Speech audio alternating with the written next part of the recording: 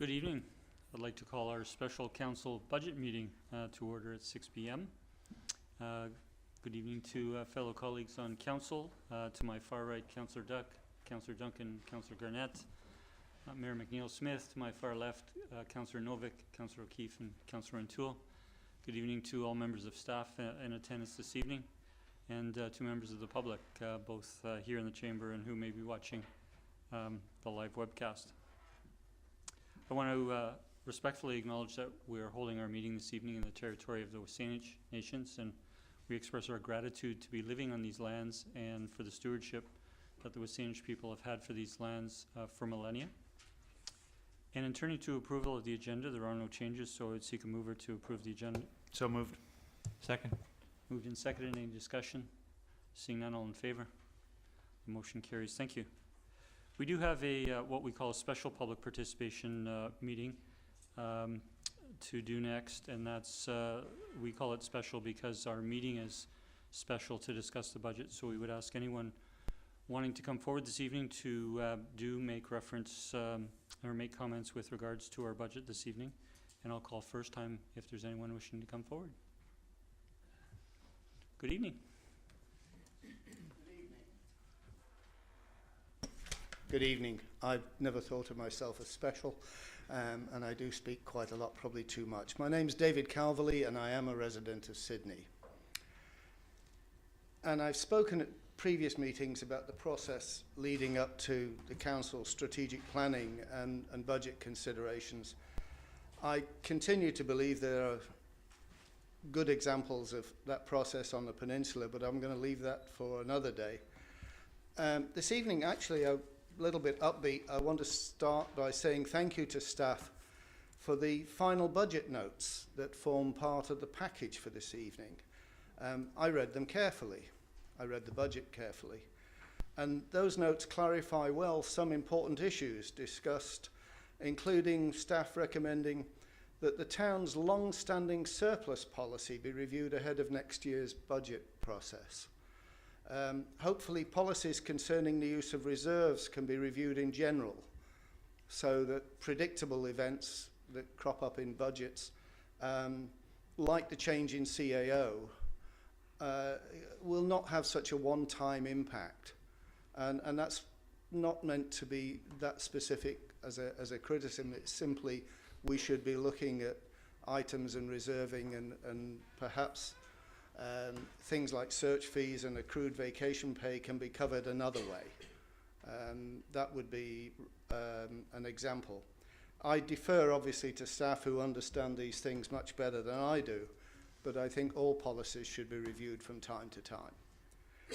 The final notes also clarify the withdrawal of the request from Beacon Community Services, and I appreciate that, as does the correspondence this evening from BCS.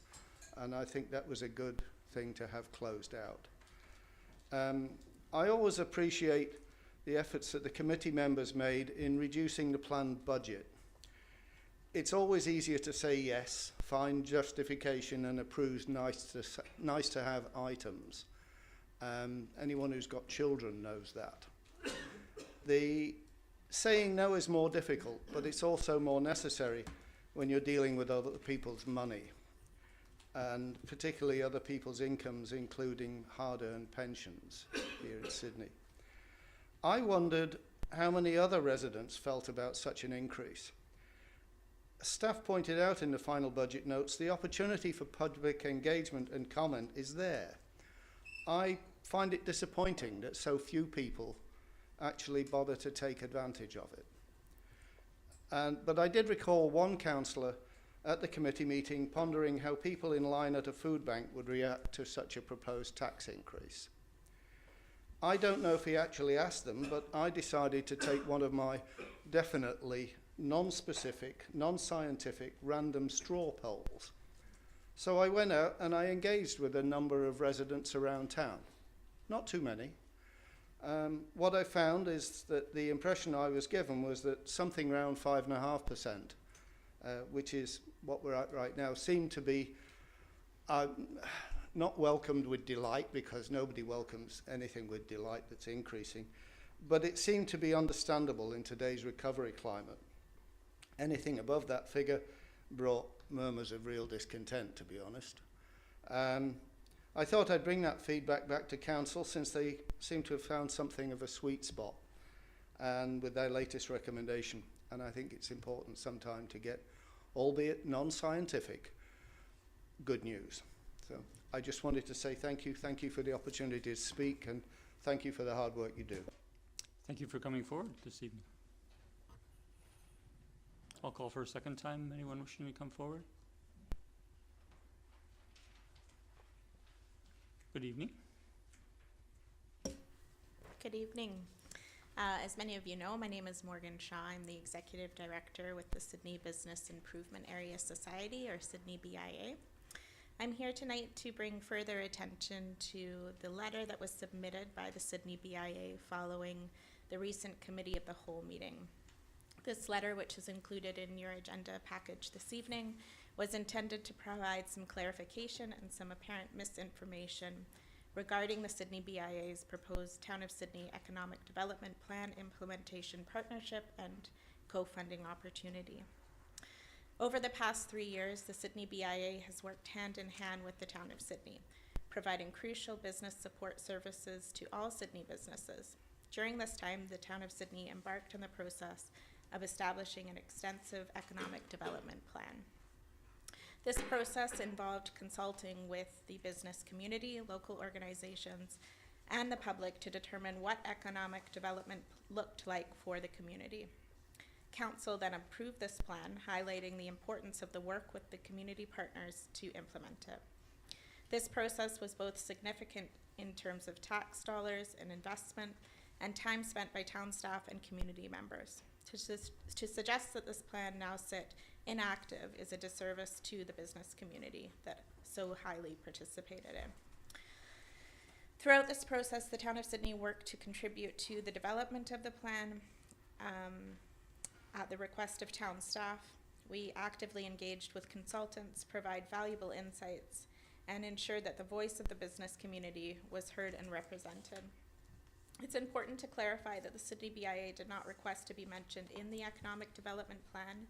Instead, the organization was identified as a core partner by the consultants who completed the study. We currently have a dedicated staff member who's here this evening, Natalie Bobrowicz, our Business Development Manager. She's tirelessly represented Sydney at various levels of government and within our community over the past 3 years. Building programming, trust, and relationship takes time, and she has successfully established herself as a respected member of our business community and the go-to person for all types of business inquiries. Without the requested funding, the Sydney BIA will be unable to effectively support the Town of Sydney in implementing the economic development plan, and will be unable to continue providing business support services currently in place.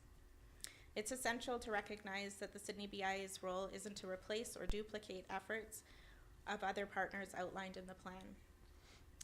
Instead, we serve as essential connectors, leveraging our established business relationships to foster collaboration and drive collective success.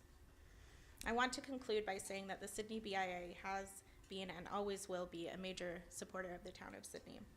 Over the past 11 years, the Sydney BIA has worked in continued partnership with the Town of Sydney in developing strategies, implementing programming, and consulting with town staff on countless initiatives. We deeply value the relationship that we have built over the past decade and share a common goal of economic vibrancy for the entirety of Sydney. We truly are running the same race here. Thank you, and I'm happy to respond to any questions. Thank you very much for coming forward this evening.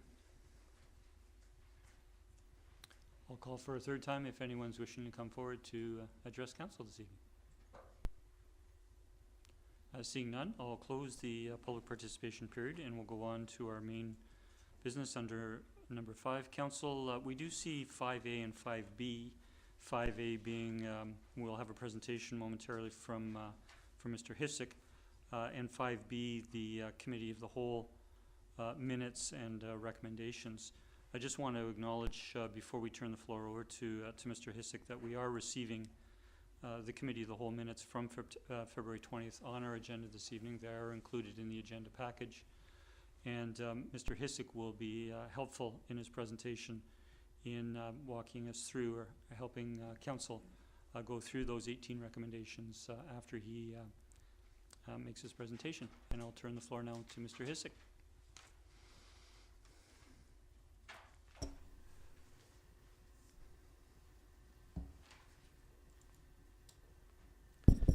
Thank you, Mr. Chair.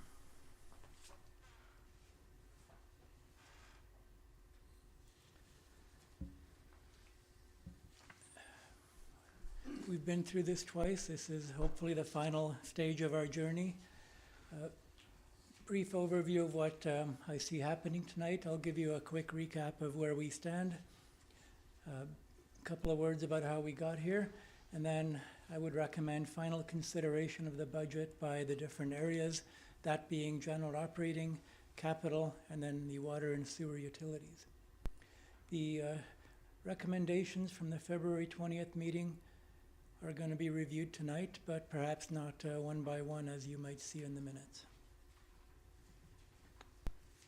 As mentioned, this is step 3 of our process.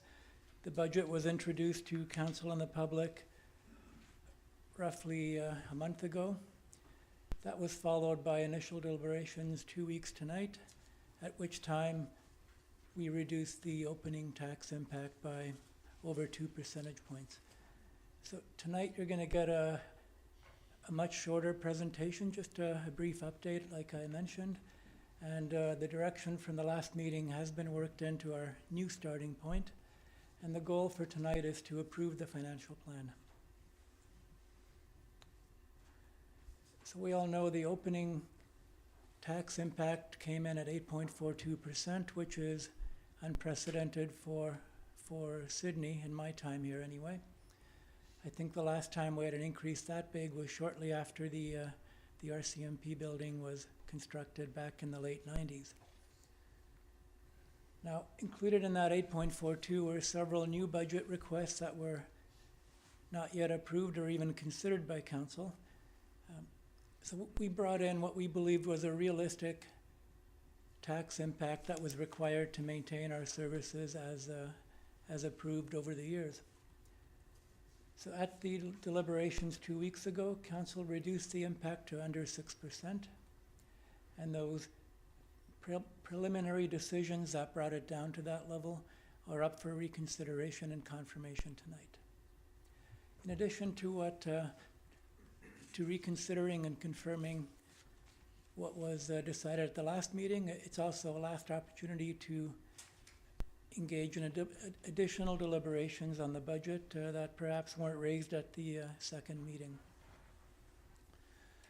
A very quick update of how we got from 8.42 to 5.57, and this is in the staff report as well. So we decided to fund the one-time cost of CAO replacement out of surplus. One-time allocation for a one-time cost. We deferred an annual contribution to one of our reserves for 1 year. A number of supplemental items were rejected at the first opportunity, and 3 separate capital projects were funded from reserves instead of current revenues or taxation. So the net impact of all those decisions took it down to 5.57%. Quick review of what that means to the average residential taxpayer. An increase of 5.57% is an increase of about $94 a year, or just under $8 a month for the average taxpayer. At a tax level of just under $1,800 a year, that equates to about $150 a month for municipal services. And sure, it doesn't capture the entire tax bill. It's roughly 55% of it. But even if you were to double that to $300 a month, that is still considerably less than the average condo owner pays in monthly strata fees. And you have to look at what you get for your $500–600 a month in strata fees versus what you get for $149 a month in municipal taxes. That's a bit of a reality check for people.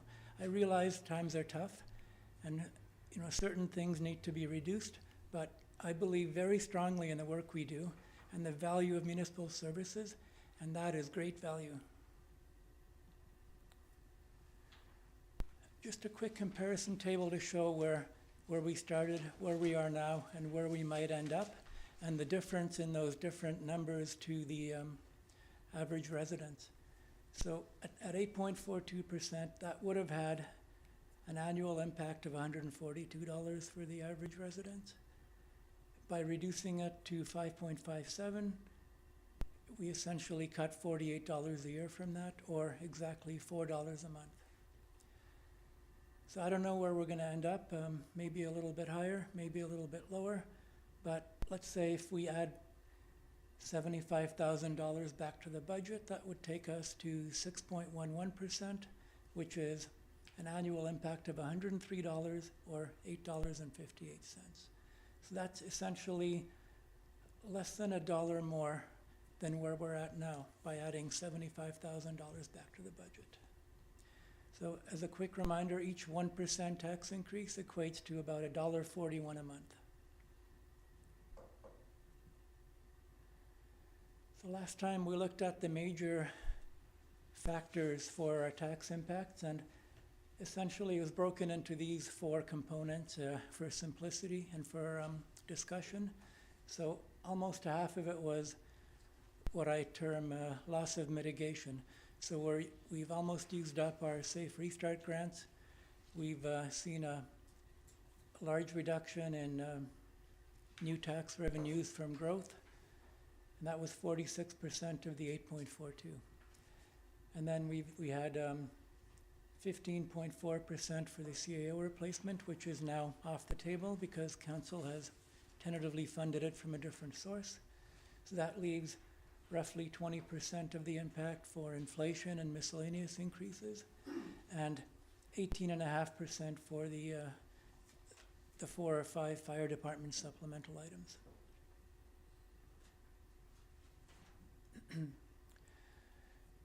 So there is a staff report on the agenda, which hopefully you've all read, and I'll take you through that very quickly. So it starts off with a discussion of 3 late items, and one of those requires a potential resolution tonight because of some additional information that was brought forward because of a previous resolution of council on the 20th. The other 2 don't require any additional action tonight, but they were explained in the report as to what the reasoning is for those. Quick update on years 2 to 5 of our 5-year financial plan. So by reducing the tax increase in year 1, we by default bumped it up for year 2. Obviously it's not set in stone, but our starting point for next year is higher because of our reduction in year 1. That's just how it works, and we have lots of time. We have the next year to try and bring it in lower than what we're projecting right now. But some of that is outside our control.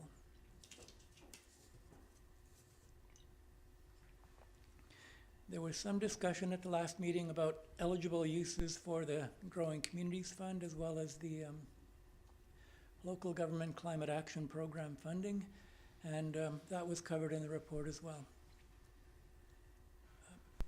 A quick word about our tax distribution policy. You'll recall that we are now in year 2 of trying to bring our residential and commercial rates into closer alignment. So because of just the natural changes in our assessment base, that gap was naturally reduced this year because commercial assessments increased by a much greater rate than residential for 2024. So it essentially made our phase-in a little bit easier for this year.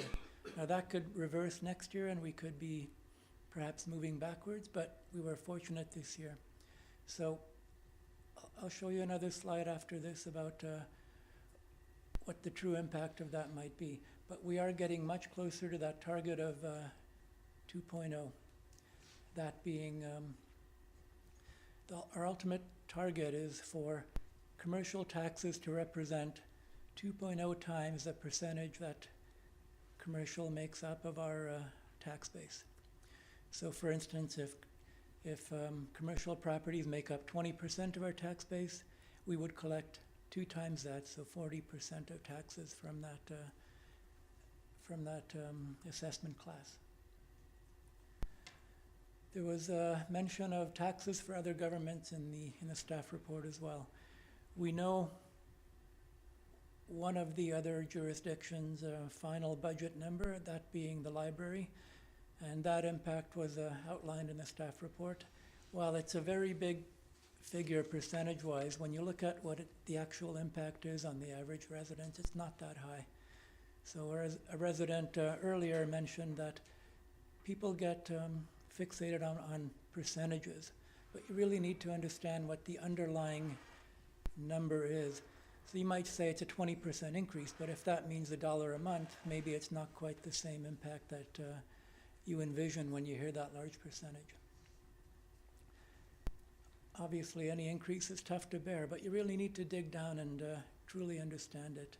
Not just the dollar impact, but your starting point and what you're trying to get to. I will get into a bit more of a discussion of what our accumulated surplus is and what the impacts might be of using so much of it this year to balance our budget.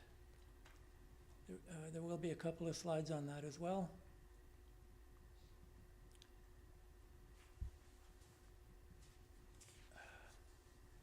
I mentioned this earlier, a reduction in year 1 led to a higher starting point for year 2. So right now we're looking at 11.38, but we have time. Any changes in year 1, whether we cut even more or add some back, that'll have an impact on year 2 as well. Another quick word on our tax distribution policy. So right now our general increase is 5.57%, but because of the phase-in that we're undertaking, where each year we're taking a small percentage of that remaining gap and reducing it, 5.57% general increase actually means 5.64 to the average household and 5.25 to the average commercial property. And that's just a small adjustment for the kind of the after-the-fact tweaking we need to do to phase in our policy goal. So as mentioned, the natural change in assessed values between property classes, it brought us to a tax to assessment ratio of 2.0254, where our ultimate goal is 2.0. So I know it's not a great year to consider doing more than what our policy says, but just for council's information, if you did want to do away with the next 8 years of phase-in and do it all right now, the impact of taking it down to 2.0 right now would take that 5.64% for residential and move it up to 6.12. And what that means on the tax bill, it's an additional $8 a year or 67 cents a month, and we are fully phased into our goal of 2.0.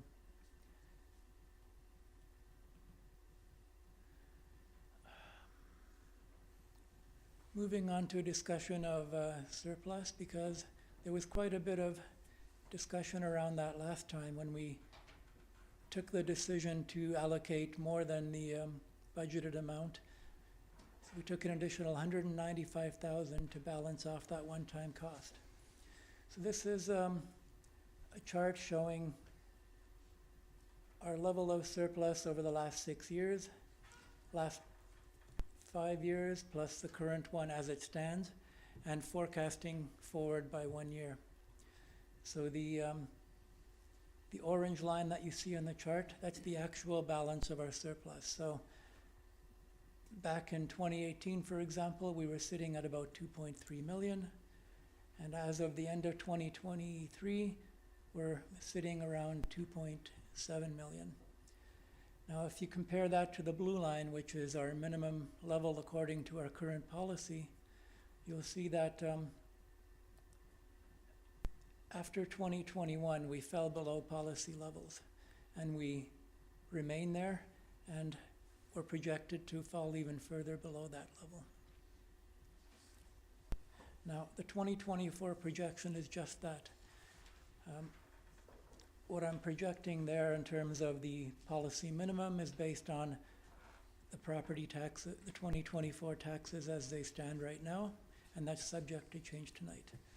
Meanwhile, the actual projected balance for next year, it's roughly 50% of how much we're budgeting to use. And that, again, that's an approximation. So this year, we started off with an amount of $450,000 of accumulated surplus to balance the budget and minimize the tax increase. We've added 195 to that, which will take us further below the policy level. So I suggested last time that that policy may be amended. We've got a year to look at it, decide whether that policy level that we established exactly 29 years ago still makes sense today. And yeah, almost 30 years ago we put that policy in place. It served us well, but now we have a chance to review it. And as part of that review, we might decide to either amend it, or we might decide to keep it or even enhance it. If the decision is made to maintain the policy, we could set a course to get us back to or above policy levels over a number of years. It doesn't have to be done all at once. I think the sensible thing, if we choose to get back to a certain level, is to get there over maybe a 4 or 5 year interval and kind of spread that tax impact over those years.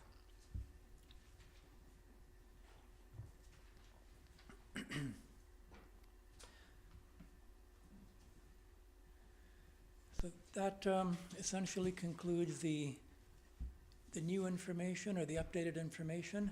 And at this point, we will be going through the various components of the budget that require review, starting with general operating budget, moving on to capital, and finally the utilities.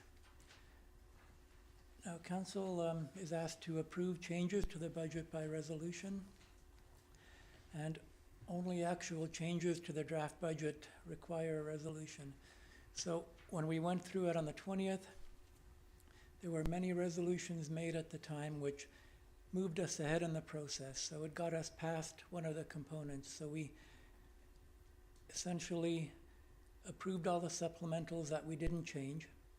And that's great in terms of getting us to this point, but you don't need a resolution to not change anything. You just need it to remove something or add something to the budget. So that's how I've set up the next several slides as we go through it. So starting out with resolutions 1 through 4, which were related to supplemental items, and the only one that actually changed what we had brought forward in the draft budget was the first one, which was the Sydney Avenue traffic study, and a recommendation was made to add 2 blocks to that, but at that time we didn't have a precise estimate for what the cost of that would be. That was provided in your budget report, and just to confirm, each block costs an additional $5,000. So if you did want to expand that scope as directed at the first meeting, then perhaps a resolution like the one at the bottom to add $10,000 to that project would be in order. And the other resolutions 2 through 4 are somewhat redundant, and we don't have to do anything with them. Mr. Hicik, if I might for a moment, thank you for your notes presentation leading up to taking us into the resolutions from our previous meeting. Just before asking a question with regards to this slide, I just wanted to turn to colleagues if you had any questions on either the budget notes in the presentation and the slides that were presented up until this slide, or in the staff report that Mr. Hicik provided in our council package. Councillor Novak. Thank you, Mr. Mayor, and thank you, Mr. Hicik. Good presentation. Overall, I'm very happy with this, but I have a few questions.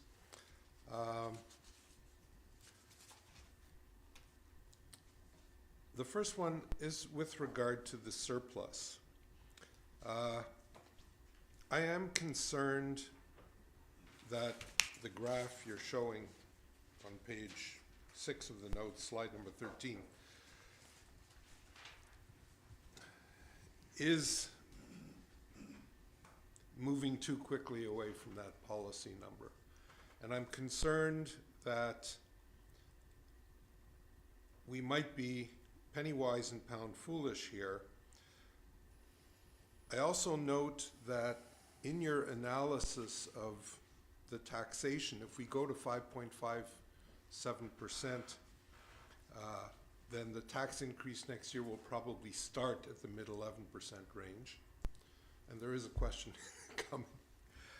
The question is, if we move the CAO replacement fee from surplus to operating, would that help us get next year's tax increase back in line and make it a little bit easier to avoid a double-digit tax increase next year? Thank you, Councillor. Any increase in the taxes this year will make next year's starting point a little lower, whether it's that item or any other. And just as a reminder, there were 2 motions made near the end of last meeting to actually reduce the amount of surplus that we're taking, and they both failed, but Council is welcome to make that kind of motion again. Okay. And Mr. Mayor, may I ask a question to Mr. Hicik about the reserves? It wasn't directly in his presentation, but it is part of the general. There was a reserve chart in the staff report, please go ahead. There was in there, okay. And yes, I'm looking at that report, and I think it's in the appendix. Appendix number, I think it's Appendix B. Talks about the statutory town reserves. If we proceed as planned today, then our reserves, which have an opening balance of $15.4 million, will end up at $7.6 million, less than half of where they currently are. Does this give you any pause for concern? Well, I would love to see them stable or growing, but we have to recognize that some of the starting figure is one-time funding, like the Growing Communities Fund. That's $4 million that we shouldn't have. That shouldn't be part of the beginning balance. So that's going to disappear. I wouldn't be worried about that balance at all. Certain other reserves, like the land sale, we've been chipping away at the excess funds we received from the sale of the old firehouse site over the last 3 or 4 years as a way to help pay for our capital and reduce the tax impacts. And when those things disappear, then we have fewer options for how we fund our capital. So we either build less or raise taxes. And it's not an easy question to answer in terms of how I feel about these levels. We have work to do on what some of these reserve balances should be, but I can't stand in front of you today and say we should be closer to where our beginning balance is now. We're not quite there yet. So for instance, I believe I talked about this last time as well in terms of our infrastructure reserve. I mean, if we were putting enough into our annual infrastructure renewal every year, we wouldn't need a reserve. But what the reserve does is it allows us to save today for a larger expenditure down the road because they're cyclical. Sometimes you'll get a spike, and that's what you need to save up for. If our expenditures were level all the way across, then we don't need the reserve at all. We just set that much aside in our annual budget and pay as we go. So that's an example of the cyclical nature of the reserves. It's hard to say what the right balance should be, but having said that, there are certain expenditures that we do not have reserves for, like replacing town facilities, and maybe that's a good design. Maybe it's a good use of debt versus reserves, because it provides a better matching of who's benefiting and who's paying for it. So I would say a mix of two, and that's a long-term financial plan that we could always work on and will always be incomplete. Thank you, Mr. Hicik. It does give me some concern.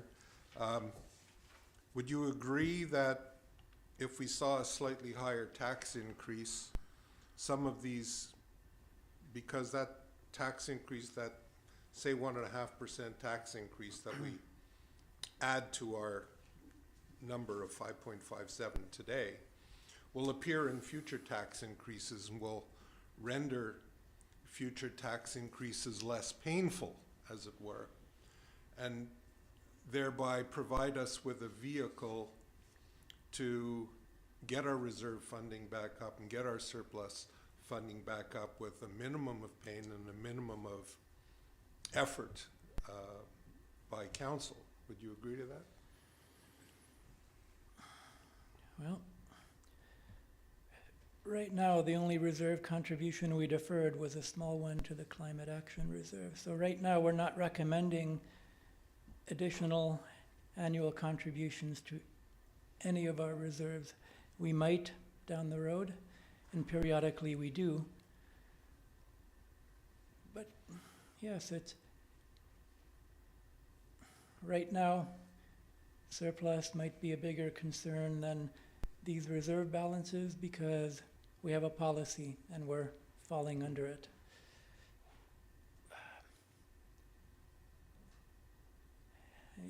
If you look regionally at what's been going on the last couple of years, you've seen some large numbers out there. And we continue to see those numbers. And far be it from me to comment on what anyone else is doing. All I can say is Sydney staff and council from a couple of decades ago were quite forward-thinking when they set up our infrastructure reserves. So we've had that in place a very long time. And that's what some of our neighbors are dealing with. They didn't set that aside, so now it's time to pay. And that's why you're seeing those double-digit increases elsewhere to a certain degree. So we're ahead of the curve in a lot of ways. Do we have room to grow? Absolutely. Certainly as we see new and additional pressures like climate change and the climate mitigation impacts we might see. We're working towards right-sizing our infrastructure reserves through our asset management planning. I would say our vehicles, given the prices the last few years, maybe they could use a small bump up, and they've received it. I want to thank you for your response, Mr. Hicik. I just want to note, and you did touch on it in your more recent remarks, that with the budget that was presented to council at our last meeting, or that we discussed at last meeting, council by resolution made changes to only 3 of these reserves.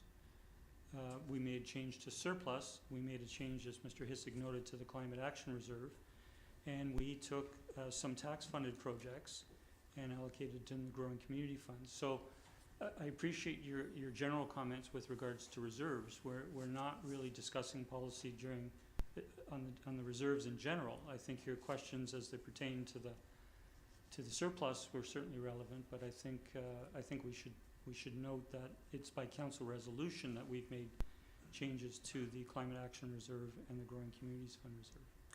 Thank you, Mr. Mayor, and I do understand that and I do appreciate that. And the only reason I brought up the reserves because it allows me to circle back to the surplus. And my final question would be simply, we've got two of our major funding sources, our reserves and our surplus, that are below the level we'd like to see them. Let's not get too wordy about that, but they're certainly lower than we'd like to see them. Would you feel more comfortable looking at our picture, Mr. Hicik, if one of those two items, either the surplus or the reserves, were a little closer to where we would normally intend them to be?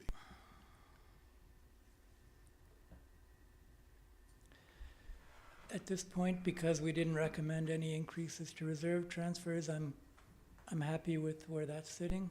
In terms of surplus, I wouldn't have offered up that tax reduction measure if I didn't feel like we could make up for it over the next number of years. It's really up to council whether you're comfortable with it or not. Like I say, if I wasn't, I wouldn't have raised it as a possibility. Sure, it would be better to have a higher safety net there, but we have time to fix it. Thank you, Mr. Hicik. I'm done, Mr. Mayor. Thank you. Thank you, Councillor Novick. Councillor Garnett. Thank you, Mayor. And just a question that popped in my mind. I had that page, Appendix B, page 9 as well, just noting that there were 3 that had ending balances and negative, but then as you were speaking, I just want to see clarification on this. Looking at the fire vehicle ending balance, as I recall last term, that's probably because we've pushed forward the purchase of a ladder truck, and that's why that number reflects being in the negative at this point. That's correct, Councillor, and it's not entirely unusual for one of these to go into the negative and we borrow from another one and repay it. You probably don't want to be there, but then again, we're looking at budgeted figures here, and we don't always spend everything we have in our budget. So it's used as a funding source. It's there if we need it, but if we don't, then it sits in there. The fire reserve will require attention over the next little while, but I'm not concerned about being in a deficit position at the end of this year. By the time our next large purchase comes up, I think we'll be in much better shape. And I think, just for the public, as I recall, I think that advanced purchase actually saved the town about a little over $1 million. So you're in a position like that, but you're actually ahead of the game. So it's just for clarification. Thank you. Thank you, Mayor. Thanks, Councillor Garnett. Mr. Hicik, if you could take us to that slide with the first motion. So just to recap, Council, the first recommendation from our committee of the whole meeting was that sentence that the following one-time supplemental requests would be approved. As Mr. Hicik indicated earlier, we don't need to include the second, third, and fourth part because they are already within the draft budget. What we did do at the last meeting was amended it to include 7th Street and asked staff to come forward with that cost. That cost is $10,000, so if we were passing the number 1, it would be at a cost of $25,000. Councillor O'Toole. Sure, I'll move the motion that the budget be amended by additional cost to extend the Sydney Avenue James White Boulevard traffic study to 7th Street in the amount of $10,000 from taxation. Second. Moved and seconded. Any discussion? Councillor Garnett. Yeah, I'm had some time to reconsider this one, and I won't support it given the new number. As I look and read the initial request in the funding for this funding in the budget binder, and trying to take the context of the situation, it as it's spoken to by staff here, it's around the new development in and around Town Hall, and there's 4 particular buildings, and not just residential but commercial, and the increase in traffic, and it speaks to the 2-way stops. And I think that on 3rd and 4th, and I think that should be the priority. And 5th Street to 7th is, for me, it's not as problematic. And it's something I see on my regular walks through town, how people struggle with this particular section of road. And I think that's why staff has brought it forward, because people have spoken to it. And I think that should be the focus, and based on also the grant they're requesting, it seems to me that it makes sense if the consultant finds it to be this way, that it should be probably all four-way stops, and I think that's the way it'll go, and I just don't see how including those two streets plays into what staff wants to do. So thank you very much. Thank you, Councillor. Councillor O'Keefe. Thank you. Yeah, initially I was in favor of it, but Councillor Garnett brings up some good points. And also, I initially thought it would be a good idea because I thought we were going to look at that whole stretch all at once. But my understanding from the staff report, I think, is that if we add those sections, that would be done at a later time, I believe.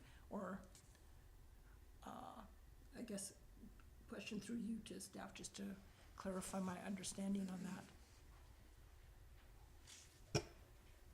Through to Councillor O'Keefe, staff would agree that they are two different scopes of work as far as what we're being, what we'd be looking for, but they could be done at the same time by the same consultant, but they are different scenarios, so they would be handled slightly differently.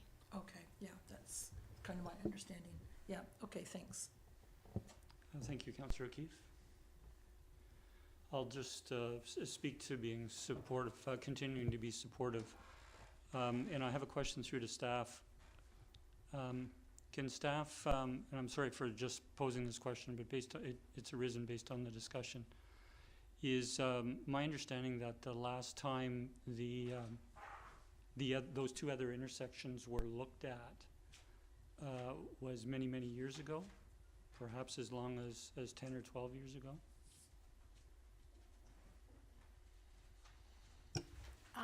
That's correct. It was probably with the last downtown parking study, which was in 2013, I believe.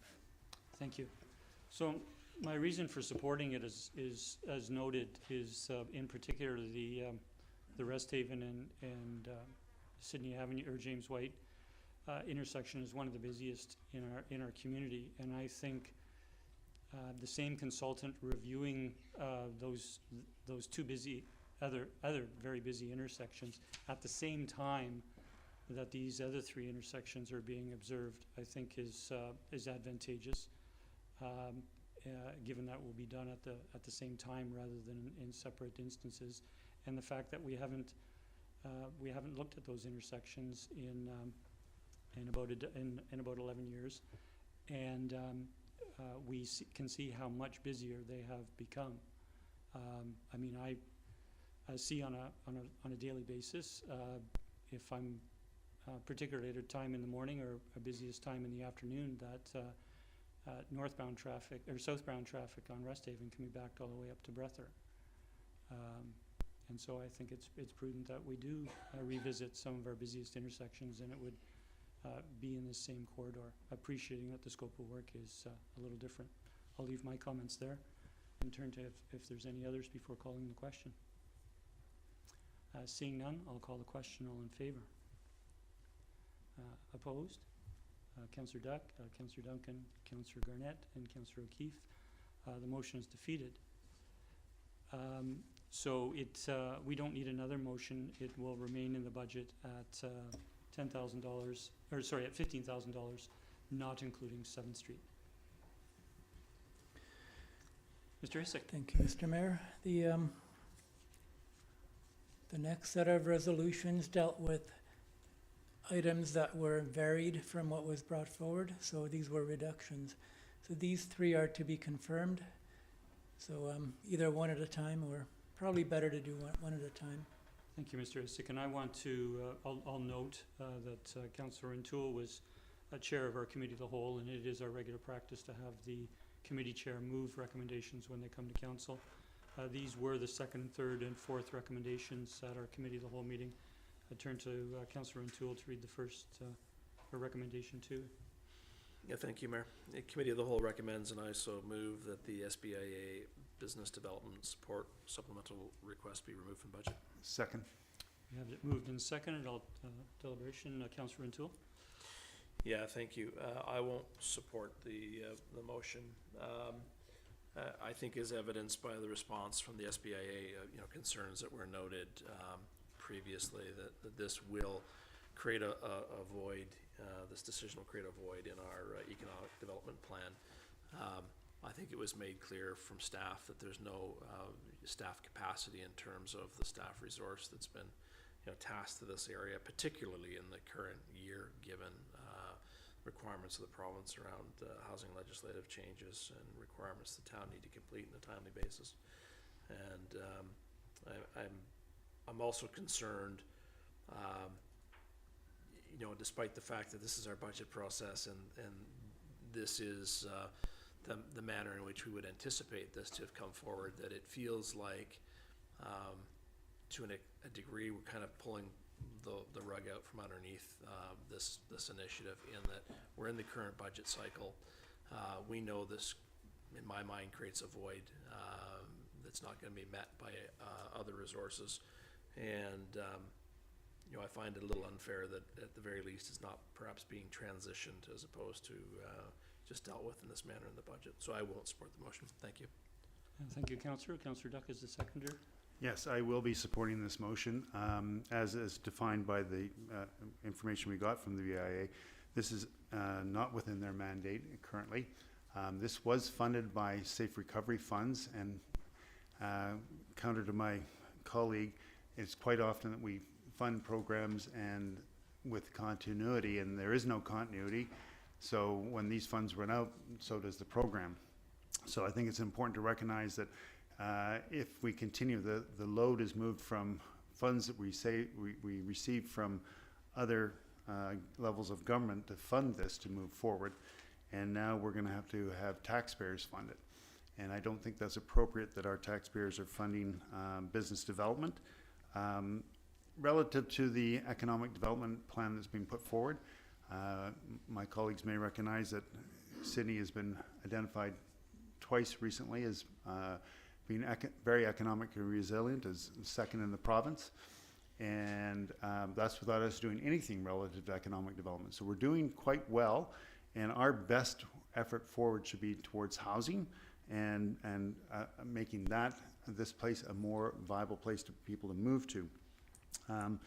The other part is what kind of request have we gotten from those businesses outside this area for support? And again, they're outside the mandate of the BIA, and I think that they are doing well and haven't requested support and help with their services. And in fact, they're doing quite well in receiving funds for growth already on their own. So I think that we should be careful about what we're asking the taxpayer to pay for that has been paid in past for safer and with other funds other than taxpayer funds. Thank you. Thank you, Councillor Duck. I'll turn to Councillor Garnett.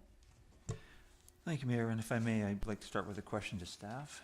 In the initial letter in the package from the SBIA, they mentioned that they would propose being removed from involvement with the economic development plan. And I would ask staff if they could comment on what that would mean to them, to staff. Through to Councillor Garnett. So my read of the economic development plan is there's, I guess, approximately 20 actions that are contained within the plan. If I were to count, I think the SBI is mentioned in 20 of those 30 actions that are identified in the plan. So again, and that's either directly or indirectly within the economic development strategy. So from a staff perspective, based on that and based on the significance that council placed upon the plan when it was adopted, I would say that the impact of the removal of the SBIA as a key partner in the plan would be significant. So I would want to emphasize that if the SBIA is removed from the plan, the town does not have the capacity, nor does it have the expertise necessary to work on, and I would say make any discernible impact on those 20 actions that the SBIA are identified as being either a lead or a partner. So staff are of the opinion that denying the requested funding for the SBIA Business Development Manager will not only completely negate the relevance of the economic development plan, I think it'll also significantly impact the town's efforts in advancing economic development goals, as well as severely compromising its level of support to and the relationship, I think, with our very own business community. So that's my perspective anyways. Thank you. Thank you, Mayor. And so, as you council colleagues may remember, this was the item that I struggled the most with in the first initial discussions. And so, subsequent to the meeting, and this is the advantage of committee of the whole, and why I fought for it, is that I had some time to reach out to staff, and specifically the Director of Community Planning, Mr. Newcomb, to speak about the staff in particular, because this falls under his purview, and how this would impact what could get done, staff capacity. And what I found out through discussion with Mr. Newcomb, and what I didn't know, was we're already down a planner in our department. So housing, the legislation, the mandated timelines, all are factoring in on what Mr. Newcomb and his staff are having to accomplish. And all those extra pressures put on them now, knowing they have even one less staff member to accomplish them. And do I feel that they have the expertise of everything that's in our economic development plan? Probably not. But as the CEO, Mr. Humble, has mentioned, the SBIA is mentioned a lot in our plan as a lead or a co-lead in the vast majority of it, much more than SIP. And I pulled out the economic development plan to look at particular things that are spoken to, and one of the things this consultant says is that the plan should be considered in the context of limited town resources and strategic thinking that keeps the plan active, alive, and relevant. And there are realistic expectations for implementation and may require supplemental resources from the town. And they're considered a core partner in the plan. They provide a service to the community, absolutely. Yes, they have a mandate to downtown. But, and we can say that we haven't heard from the West Side Industrial Group or the Harbor Road or home-based businesses. I mean, I don't know about most of the rest of council. I rarely hear from people that have home-based businesses and what impacts are happening for them. It's a real struggle. They're mentioned so often in the plan, and I think about what impact this is going to have on staff and whether there will be a void, because staff until the end of 2025 will have no opportunity to work on any of this and really work with the SBI in any meaningful way if they're in the plan until 2026. So after much reflection, I've decided that I'm going to change my opinion on this, but I do have a request of a compromise from the individuals who are supportive of keeping it in at the original meeting. And my compromise is that the initial request is for 4 more years. I'm not comfortable with that framework, but I am comfortable with 3 years. And the reason I say that, and I will mention all the way back to when the presentation was made, is that's when this council's term ends. That gives staff the chance to work with them for a year, and there'll be metrics and numbers available at the end of that 2026. And I think at that point in time, it should be a decision for the next council when they come in for their first budget in 2027. But at this point in time, I think it would be valuable to keep it in for the business community. I think they do provide a service outside of their mandate. And I think there will be a void created by what the staff capacity is right now. The only other thing that I would mention in this is that I would, because they're in the room, if we keep it in for 24, 25, and 26, that I don't want to see the funding request change. I'd like to see that stay stagnant. So in 25 and 26, it would be the same amount. But as it's presented in here, and I don't know if that would require amendment to whatever has been created, but I do want us to specify that it is for 3 years if I'm to agree to it. Councillor Garnett, I'll comment that if this motion were to not pass, it would be in the budget for 4 years, and that it would be appropriate to make a motion to amend the budget to change it from 4 years to 3 years at the same amount. It is at the same amount for the 4 years, but you could make the comment at that time. So I'll turn the floor back to you if you wish to speak further. No, I just, that's all I have to add at this point in time, and it's, I appreciate everybody's viewpoint at the table, and I just think this is, for me, it's been a really difficult decision, but I think at the end, this is a decision that benefits our business community the most, and at this point in time, in this budget year. Thank you. Thank you, Councillor Garnett. I'll turn to Councillor O'Keefe. Thank you. I'm in favor of removing this. I think, first of all, there's two components to this position. So part of it is continuing the services that the business development manager had been providing. And as you may recall, that was a proposal that the BIA came to us with during COVID to provide crucial support to businesses at that time. And at that time, it made sense. Businesses were struggling, and the BIA did provide a critical role at that time to businesses throughout the town. The way that the position has evolved, COVID has abated, the position now is not what I would call, I haven't seen any evidence to say that that position is critical to businesses on the west side or Harbor Road or home-based businesses. So the sorts of things that we saw in the report that they're providing to businesses are networking opportunities. They provide quarterly mixers, which is, that's a nice thing. Technical training, marketing, getting information on workforce programs. So those are all good things to do, but all of that information is available directly from, on the workforce development programs, that's available from Beacon Community Services. In regards to the technical training, those are courses that are often free or at very limited cost from the Small Business BC. So those things are out there. Networking activities. There's networking activities available through the Chamber, through Sydney Breakfast Club, through ABCMI. So there's other opportunities for that.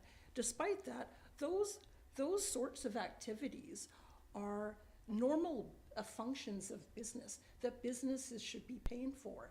The things that, when I talk to businesses on the west side, they don't expect us to be down into the minutia with those sorts of things. They want us to be focused on more big picture things. They want housing, they want us to advocate for better transportation, they want us to make Sydney attractive to young families and working age people. So that's kind of what they want us to focus on. So in terms of that aspect of the business development manager that kind of carried over from COVID, I'm not convinced that if we cut that out, that businesses on the west side and on Harbor Road are going to be significantly impacted. I'm at the Sydney Breakfast Club every month, get input from them, and you know, the important thing is I haven't heard any huge upswell from businesses on the west side or Harbor Road to see that if we were to cut that position, their businesses would be in jeopardy. So the case has not been made to me that that's critical. The next thing is in regards to the implementation of the economic development plan. So you know that, you know, I was a big advocate of putting this plan in place from the start. And so if I thought that there was any risk that this plan was not going to be able to move forward, I would definitely have concerns about that. But I don't in this case. And the reason is because although the BIA is mentioned several times in the economic development strategy, I reviewed that yesterday and today. I looked at our implementation strategy that staff provided us in October. And there was 5 major things where the SBIA was identified as being taking the lead on those things. And they are important things, but the landscape has changed. and the partners that we have recently become engaged in have changed. So for example, in terms of workforce development and inclusivity, potential BIA was a big partner in that. What we found out recently is that Beacon Community Services has the mandate and the funding for the various programs that are mentioned in our plan. So the job experience training, the Jumpstart, the Career Expo, those are all things mentioned in our ECDEV plan, initially allocated to the BIA, but we now know that those are services that are delivered by Beacon Community Services. So we don't need to do anything about that. The role that the BIA and the Chamber and other business organizations like ABCMI, their role is to communicate that information out to their members. But that's not something that we need to pay for or expend resources on. So that element of the plan is going to happen. In regards to the Blue Economy Strategy, we had initially identified the SBIA as the lead for the whole section on maritime industries. We now know that Coast, ABCMI, and SIP have already started a number of initiatives. Pretty well all of the things that are in our ECDEV strategy that related to that Blue Economy strategy are already underway. They're conducting a survey of businesses in the sector. They're creating a map of marine assets, creating an industry profile. Check them all off. They're all doing that. And the comment was made last week was that, well, that's being done on a broad level. That's being done throughout the province. And that's true. But we need to understand that broad context to figure out where we fit in. And how are we going to fit in, and how's that strategy, our local strategy, going to be developed? Once that information is gathered, maybe later this year, then SIP will be looking at that to see how does the South Island fit into that sort of broader strategy. And then at that time, we look at, okay, out of all those things, what are the elements what is Sydney going to do in regards to that? And at that time, if we don't have the capacity to put a Sydney plan together, I actually don't think it's going to be as intensive as we think. What we need to do is identify what our need is and seek proposals from people and organizations who are already familiar with that sector. It just doesn't make sense to develop a strategy for the ocean and marine sector by asking an organization that has no connection with that deals with downtown retail, hospitality, and tourism. In fact, I'm concerned that if we're concerned about businesses on the west side and on Harbour Road, I'm concerned that we're going to lose credibility with them and our ability to build relationships with them, because we're basically saying we're going to let the downtown business organization come up with a plan for you guys. So I have concerns about that. The other item, there's a few other things. The research, so part of that was about updating the community profile, looking at other sources of data, and maybe creating a dashboard. SIP is already planning to update our profile. We don't need the SBIA to do that. They already have access to all kinds of data, several different sources, so we're better to get their guidance on those tools that are available and what they will think will be of most value to us. In terms of business retention and strategy, that was another thing that the BIA was targeted with. This is something that we don't need at this time. SIP has already advised us. They have tools available and ideas on how we can launch an extremely low cost or no cost program. The business retention expansion, it's not a big priority now anyways. Local businesses have told us that they can't expand anyways because they don't have the employees and they don't have housing. So that's what we need to stick to. In terms of Point of order, are we discussing the point-by-point aspects of our economic development plan or the motion on the floor? Because it sounds like we're going to start getting into discussing the economic development plan and the points that are in it and whether we need to continue with it as it is. Okay, I'll comment on your point of order. I accept your point of order, and I would ask Councillor O'Keefe to speak more directly to the motion in terms of. Okay, well, I guess, yeah, so, I mean, you are making substantial reference to, or particulars, we don't have the ACTAV plan before us. There are some 30 initiatives. It would be a rather long evening if we were to discuss or deliberate the 30 yeah, initiatives within the ACTAV plan. So I think keeping your motivation at a higher level okay, is appropriate. sure. So the point I'm trying. You're not, we're Oh. speaking through the chair to the motion, not to other council members. Yes, okay, thank you. The point I'm trying to address is that concerns that there would be a huge void if this contract wasn't awarded to the SBIA. And so what I'm trying to convey to colleagues is that out of these things that have been, where the SBIA has been tagged as the point of contact or the lead on that, events have sort of overtaken the situation so that there's other partners that we have that are stepping in to address those things. And so I think that getting back to moving forward with the ACTAV plan, I'm not concerned that this is going to sit on a shelf and gather dust. There's lots of things that are being taken care of by other organizations. And I think the SBIA has been a valued partner. However, it's important for us to broaden our scope and tap into those other partners that we now have to help fulfill our economic development strategy. And so that's why I'm not concerned about there being a void.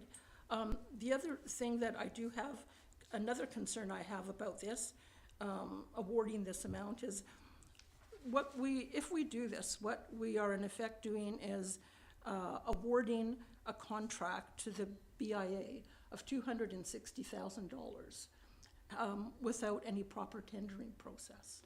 And we did, and this is contrary to our procurement policy.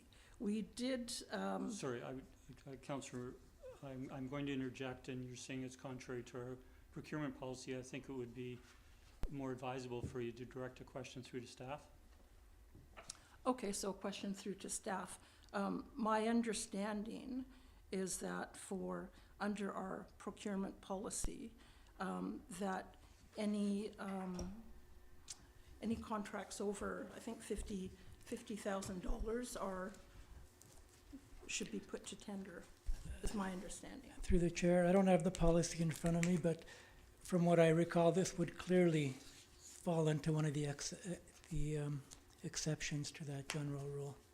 There is a single supplier for a very specific purpose, and it's $65,000 1 year at a time. Thank you. And we are providing much larger amounts to other community organizations. And so, but I'll turn the floor back to you. yeah, thank you. So I did review the policy and read it, and there are exceptions. And during COVID, it made sense because to make an exception to award a contract for $180,000 or $60,000 a year for 3 years because there were exceptional circumstances. And so that made sense. In this case, the sort of exceptions you look at is when there is only one supplier who could possibly provide the services that are required. And that's just not the case.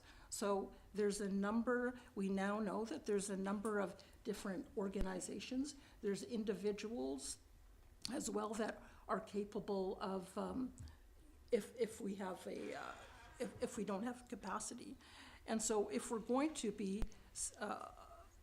giving a contract for that amount of money, I think we owe it to the business community to make sure that we respect our procurement process and we get the best deal. And I guess my final comment on this is, and Councillor Duck referred to it somewhat, but the SBIA does not have a mandate to operate outside of the downtown area. The BIAs are created by bylaw as provided in the community charter for a very specific purpose. And it's not appropriate for us to give them a mandate that is outside of their boundary, and it's not appropriate for them to take on that mandate as well.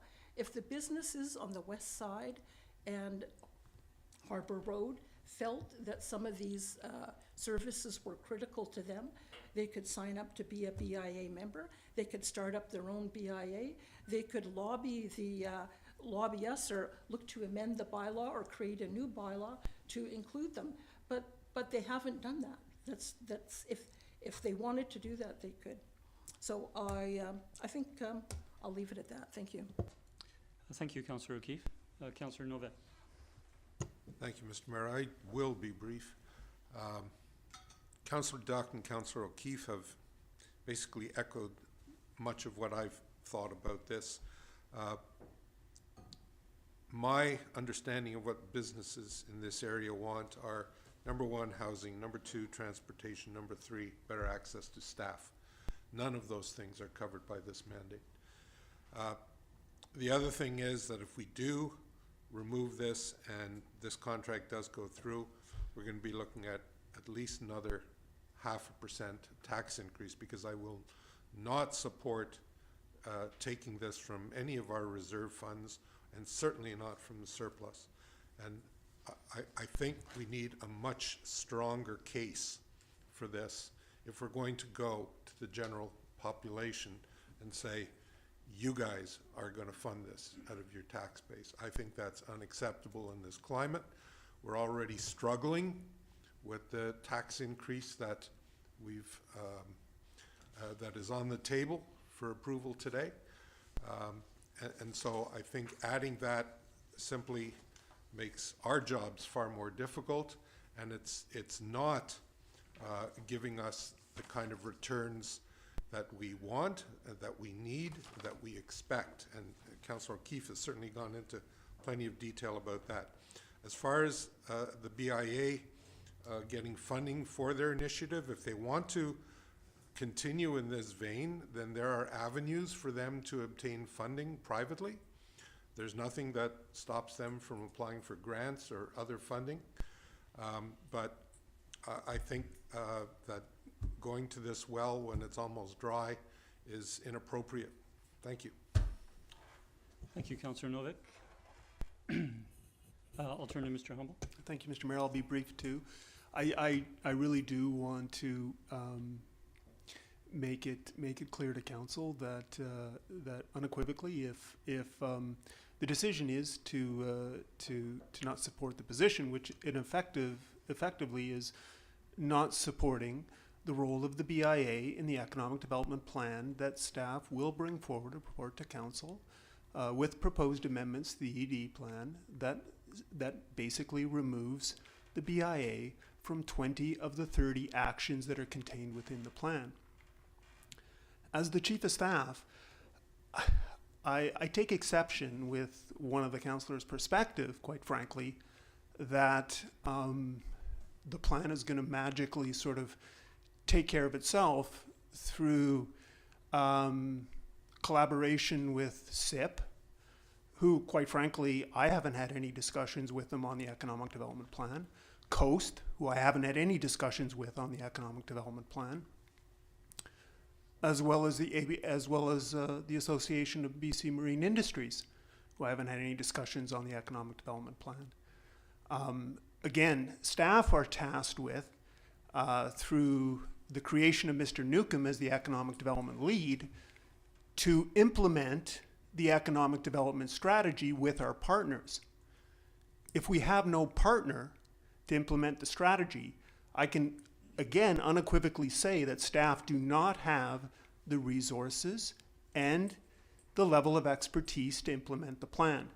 So I agree, the plan won't create dust. We won't have a plan to sit on a shelf to create dust. Thank you, Mr. Humble. I will speak for a first time, and I won't support this motion, and on 4 particular comments I have to make. And I'm first going to direct a couple of questions through the staff. And the first was, I believe the budget for the ECDEV plan was $60,000. And can staff confirm that and confirm whether that was tax funded? Mr. Mayor, the budget was $60,000. I believe we spent a little less than that, and it was funded from the Safe Restart funds, and it was a council initiative, not a staff initiative. Thank you. Okay, my 4 comments are thus, in no particular order. The first is that it was council's initiative based on a recommendation from a community, a business community, the ECDEV Economic Development Community, Economic Committee, that made a recommendation to council that we establish an economic development plan. We spent a considerable sum doing that. It was great that we had that from COVID Restart. The economic development plan, while it was funded by COVID Restart plans, was meant to be a long-term plan and was not meant to just address the impacts of COVID. It was meant to be have a longer impact. Through that plan, as we've heard from staff and been reminded, and we know as council members who supported it, the BIA is a significant partner in 20 out of the 30 recommendations. That will evolve, there is no question. But if we have heard clearly from staff that there will be a void if we do not have the BIA as one of the community partners in our economic development plan. The second is with regards to core mandate, or with regards to BIA mandate. The core BIA mandate is to serve the downtown business community within the geographic boundaries of the BIA. However, they do have a mandate to do other projects in the business community. And this council supported $60,000. Regardless of where it came from, we did support $60,000 for 3 years from there for them to do a project outside of their core mandate. The third is, or sorry, I've made reference to the void, that's the second. The third is the core mandate, and the fourth is with regards to taxes. The business community, as highlighted in Ms. Morgan's report, is the business community pays approximately $3.6 million in taxes per year. I think the business community deserves some reinvestment. The council does not fund the BIA in their core mandate.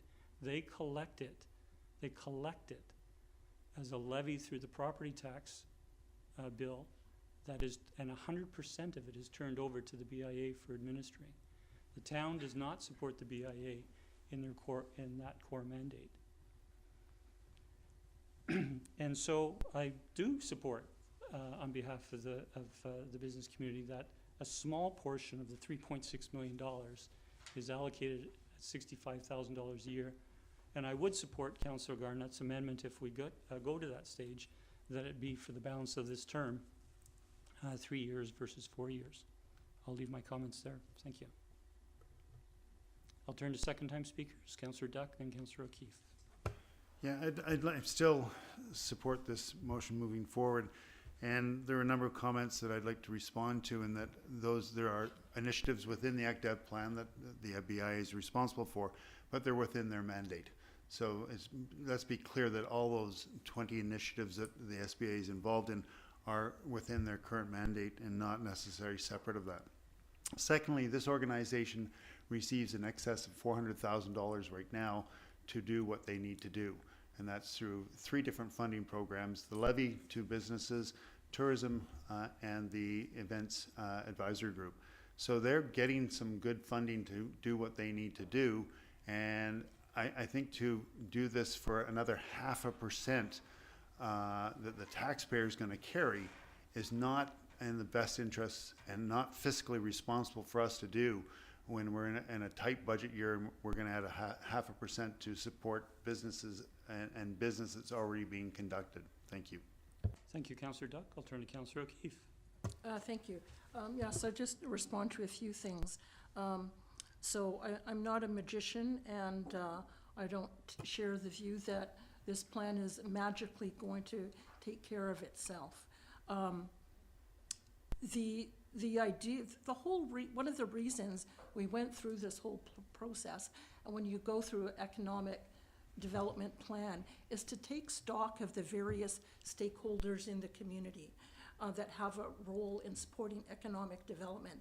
Find out what they're already doing so we don't waste resources on things that are already happening, where there might be gaps, where we can make support. Councillor O'Keefe, I'm just going to interject briefly Okay. to say, are you speaking to the economic development plan, or are you speaking to the motion on the floor? Well, I'm speaking to the motion on the floor, and I'm addressing comments that have been made in regards to the motion. So the comment was made that that somehow this plan is magically going to take care of itself. So I'm addressing that. So what I'm saying is that through the process, we identified a number of different stakeholders: Beacon Community Services, Coast, ABCMI, and SIP. And while staff have said they haven't had any discussions with them, that's, I guess, a little bit of a concern. I think that we've relied heavily on the SBIA in the past, and it's understandable because we've had a long relationship. But part of what we have to do is we have to broaden our scope. We have to bring in more people. ABCMI and Coast have been here to make presentations. They're available to help us out if we reach out to them. Beacon Community Services, until just recently, didn't even know that we were Councillor O'Keefe. mentioned in the plan. So and SIP as well. So to say that, that these organizations aren't going to get involved, I mean, we absolutely need to get them involved, and that's on us to reach out to them, rather just on letting the BIA have to carry the load. And I'll just echo Councillor Duck's comments in terms of the 20 plus items in the plan. Yes, many of those are things that the BIA are doing or should be doing anyways. So it's not new work, like visitor economy, a number of other things. And yep, I'll leave it at that. Thank you. Thanks, Councillor O'Keefe. Seeing no further discussion, I'll call the question. All in favor? Opposed? Councillor Duncan, Councillor Gurnett, myself, and Councillor Rintoul. The motion is defeated. Councillor Gurnett, you indicated that you might be desiring of making an amendment to the item as it's currently in our budget. Sure. You caught me off guard on that one, sorry. I'll move that the SBA business development support in the amount of $65,000 be approved for, can I say for 3 years now, or do I have to wait? For 3 years. You would like to amend the Amend, budget yeah. item from 4 years to 3 years? To 3 years, yeah. Second. Moved and seconded. Any discussion?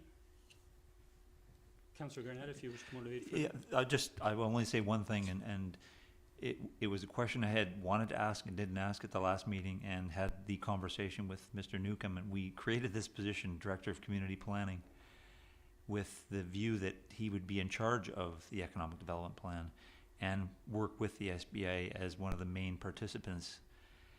And what he spoke to me really weighed heavily on me, the fact that they are under a major staff capacity issue to carry this out, and he sees an extreme value in working with them, or having them available to work with our community in forwarding this. And because we had the confidence to make this position available and have him be in it, I have to have nothing but confidence in what he's told me is important in my decision. Thank you.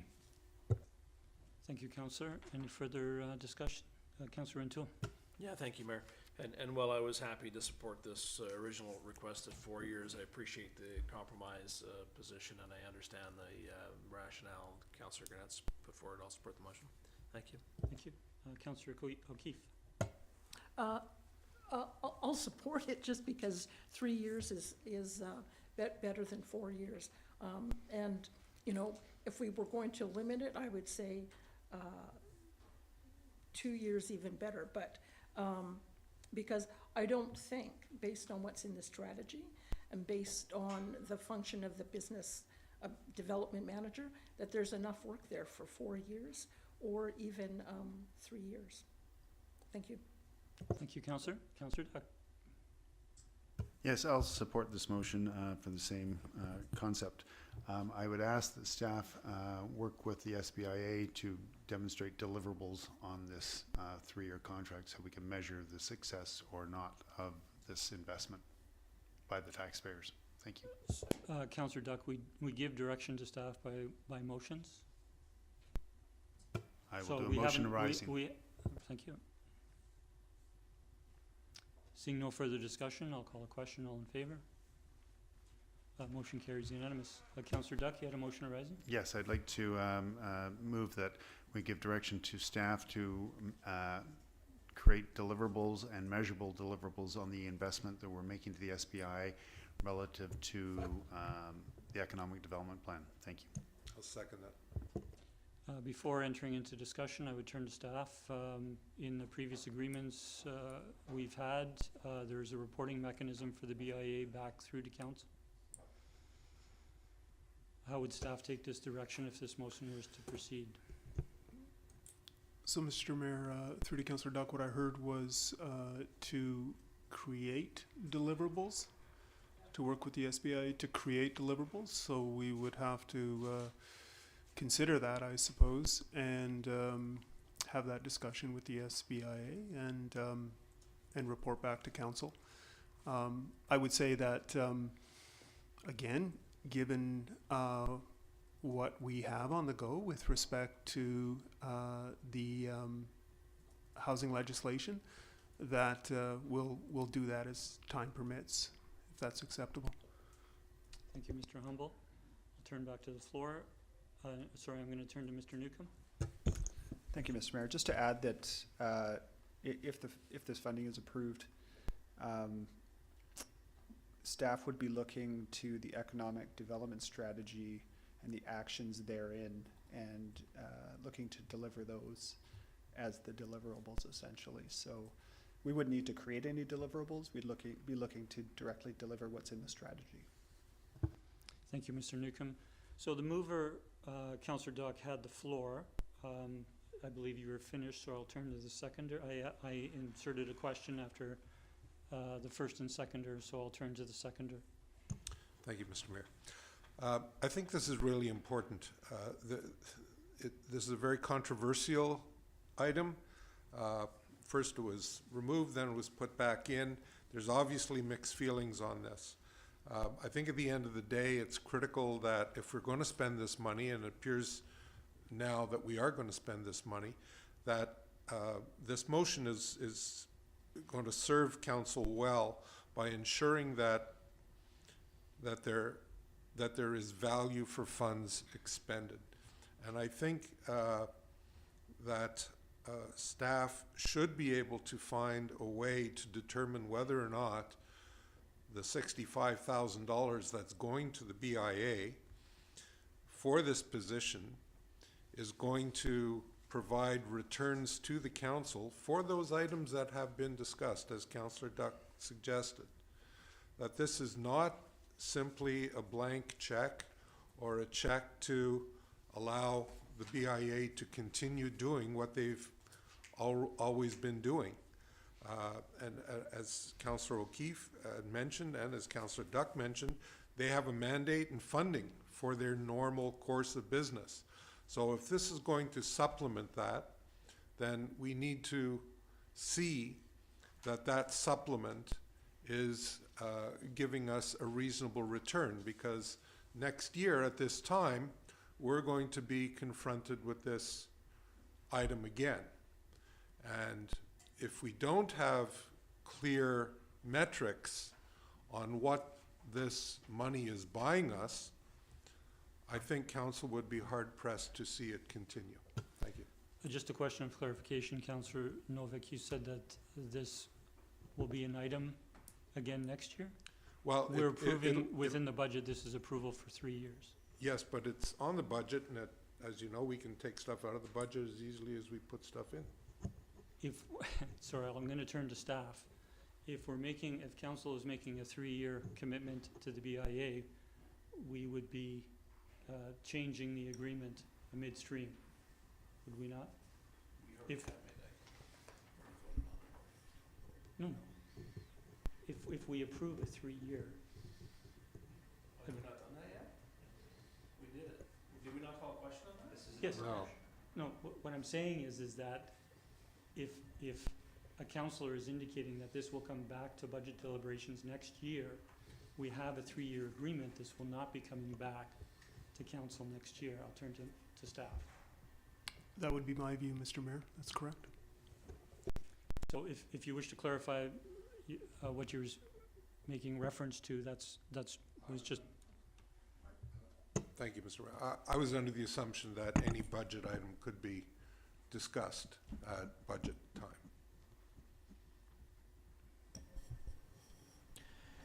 It'll largely depend on whether we enter into some kind of memorandum of understanding or just an arrangement with the BIA, but okay, we've done numerous agreements with numerous community organizations for multiple years, whether they're the Shaw Center, whether the museum, and so forth. We do not reopen the agreements that we have over an extended period of time. If this motion were to pass a series of 3 one-year agreements, then yes, we could do that. But this is approving the amount for 3 years in the budget. That's my understanding, is it's one agreement. When the BIA first came to us, they requested a 2-year agreement. They received a 2-year agreement. We didn't revisit it the next year. They came forward after the expiry of that 2-year agreement and received a 3rd year. I'm not sure that the motion that we did pass was that clear. That's how this council, that's how the town has functioned in the past. I'm seeking any further clarification from staff. Yeah, Mr. Mayor, so it's my understanding that we have an agreement with them with respect to the funding. So we are extending it for an additional 3 years. So it's an agreement that we're extending. And so again, I think it would be extremely unusual for us to reconsider an agreement midstream on funding when we already have an agreement in place. Thank you, Mr. Humble. I'll turn back to you, Councillor Novick, who had the floor. Fair enough, Mr. Mayor. Thank you for that clarification through staff.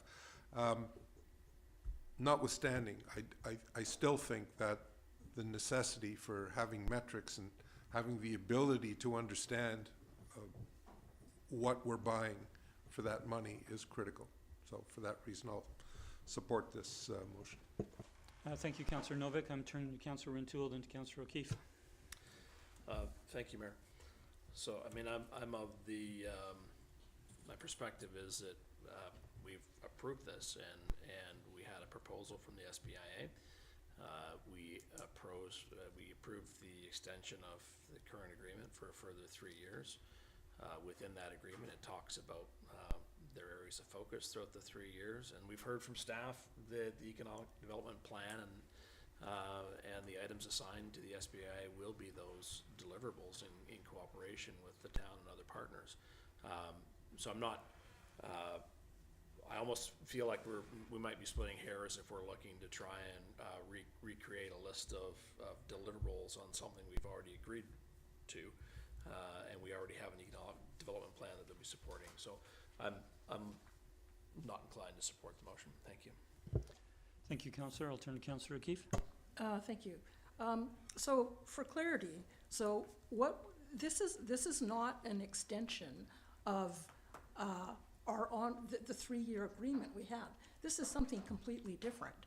What we had, the agreement that we started 3 years ago and then was subsequently renewed for 3 years, had to do with the business manager in the context of COVID.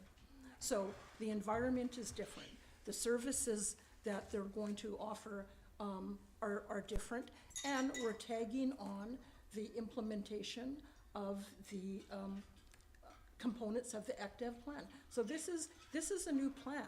We in my view, I would, I'll get to that later, but we need a new MOU that states the deliverables. Sir, we have a motion on the floor with regards to deliverables. Okay, so Councillor in O'Keefe. regards to so I'll stick with that. So the deliverables are different. So this is not a continuation of a previous plan. We're adding in the ACTEV stuff.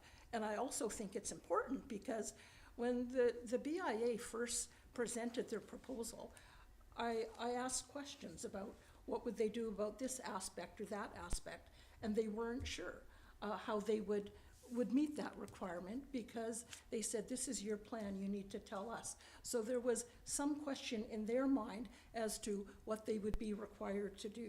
They were, if you look at the report that they submitted as part of their application, it's very vague in nature. It said, we'll help out in these broad categories, but it didn't say exactly what they were going to do. And they themselves said, we would be seeking direction from staff on that. The other thing that's different is those deliverables need to be in the context of other things that we know that are already going on. So for example, it wouldn't be appropriate to tell the BIA, go out and prepare the blue economy strategy for the town, because we already know that there's things going on. So we wouldn't tell them, you don't need to do a survey, you don't need to do this. Sorry, I'm gonna turn you back to deliverables, Councillor O'Keefe.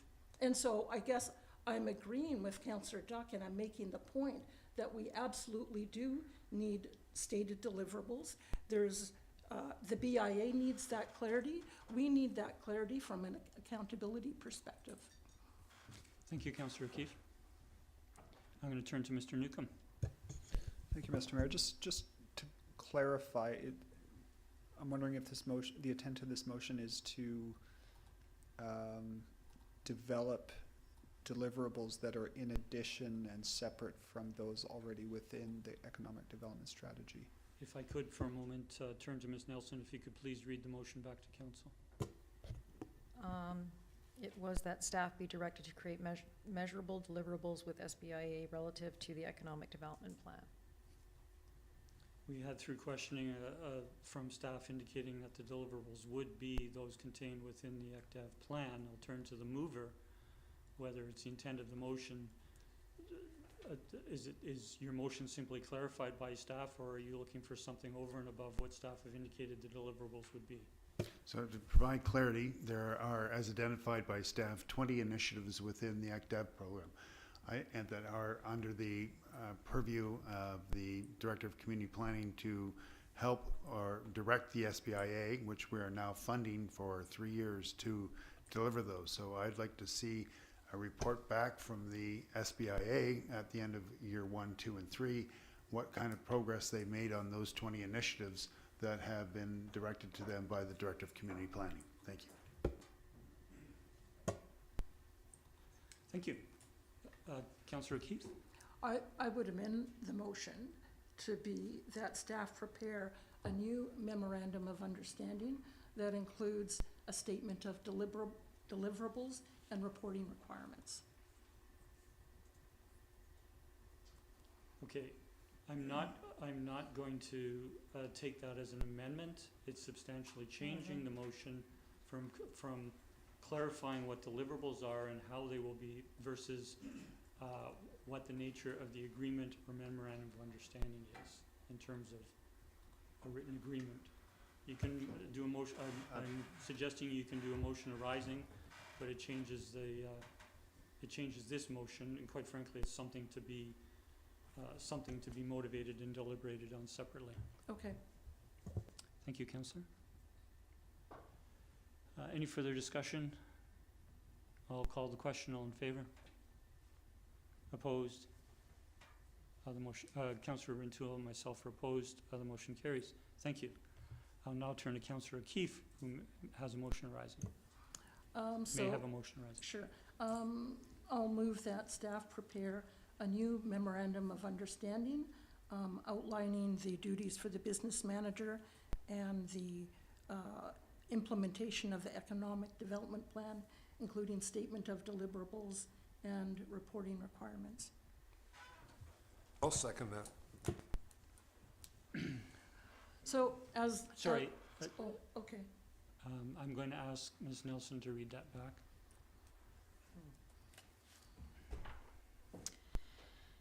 Okay, that staff prepare a new MOU outlining the duties of the business manager and implementation of the economic development plan, including a statement of deliverables and reporting requirements. Is that as you intended, Councillor? Yeah, I think so. I think that Can I gets, have a friendly amendment, 'cause just for clarification? Not yet. So Councillor O'Keefe, you were okay. questioning you're accepting the motion as, that is the wording for the motion? Yes, but I'm open to wordsmithing if that comes up in discussion. Okay, and we have a seconder for the motion, Councillor Novak. Okay, normally we would have the mover and seconder speak to the motion before having an amendment.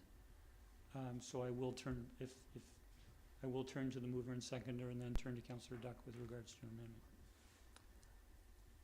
To motivate it this time, or to Motivate to the motion you put on the Okay. floor.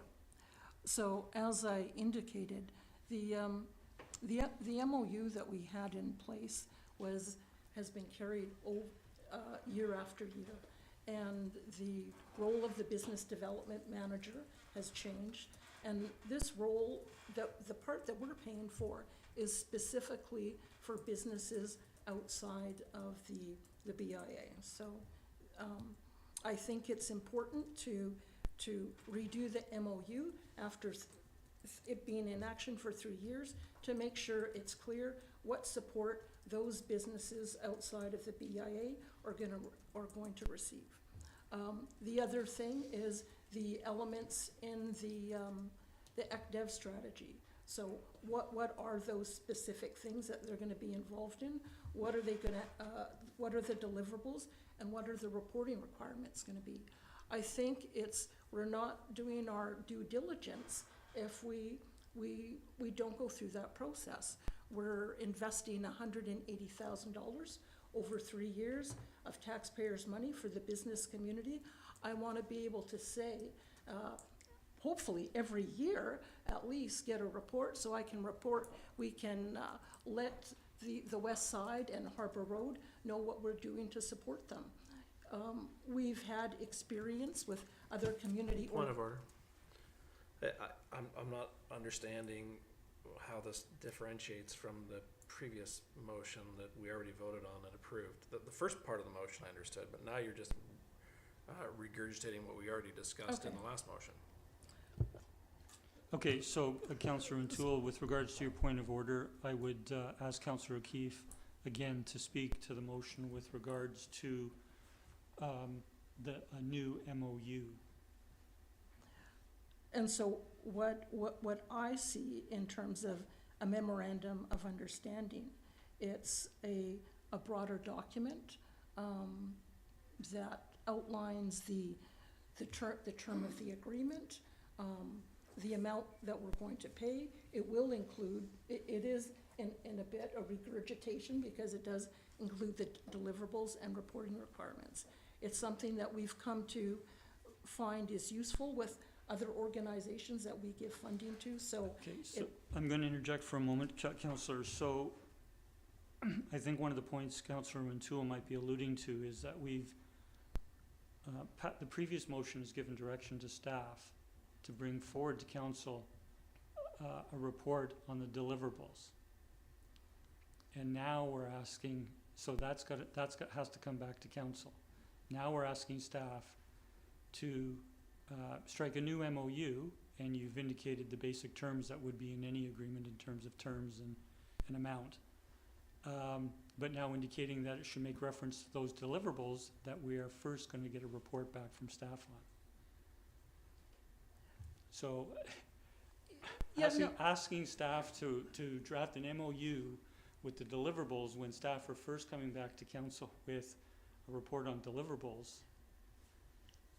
And that's why I thought initially that the MOU was the way to go, because I'm not anticipating that there would be two separate documents. I'm just looking for one document, a memorandum of understanding that would include, as I said, the amount that we're gonna pay, the term of the MOU, and those deliverables that we already talked about would be included in that. So, sorry for that confusion, but I envisioned one document that would include all of those things.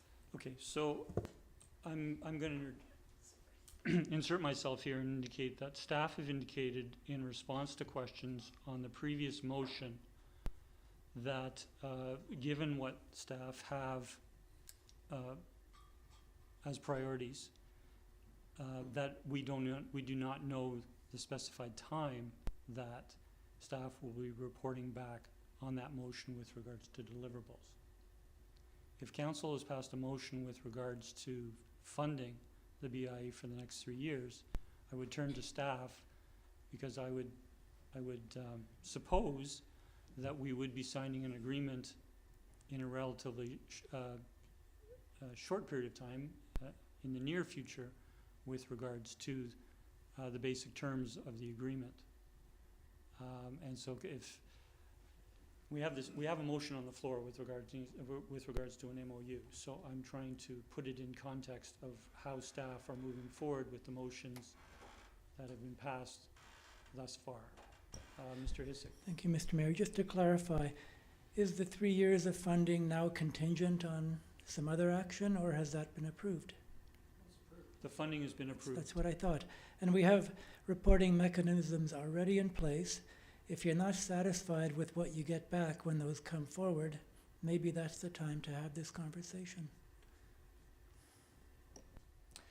Thank you, Mr. Hicik. So I think that's provided some clarification. Given the motion is on the floor, I'm going to turn back to the mover.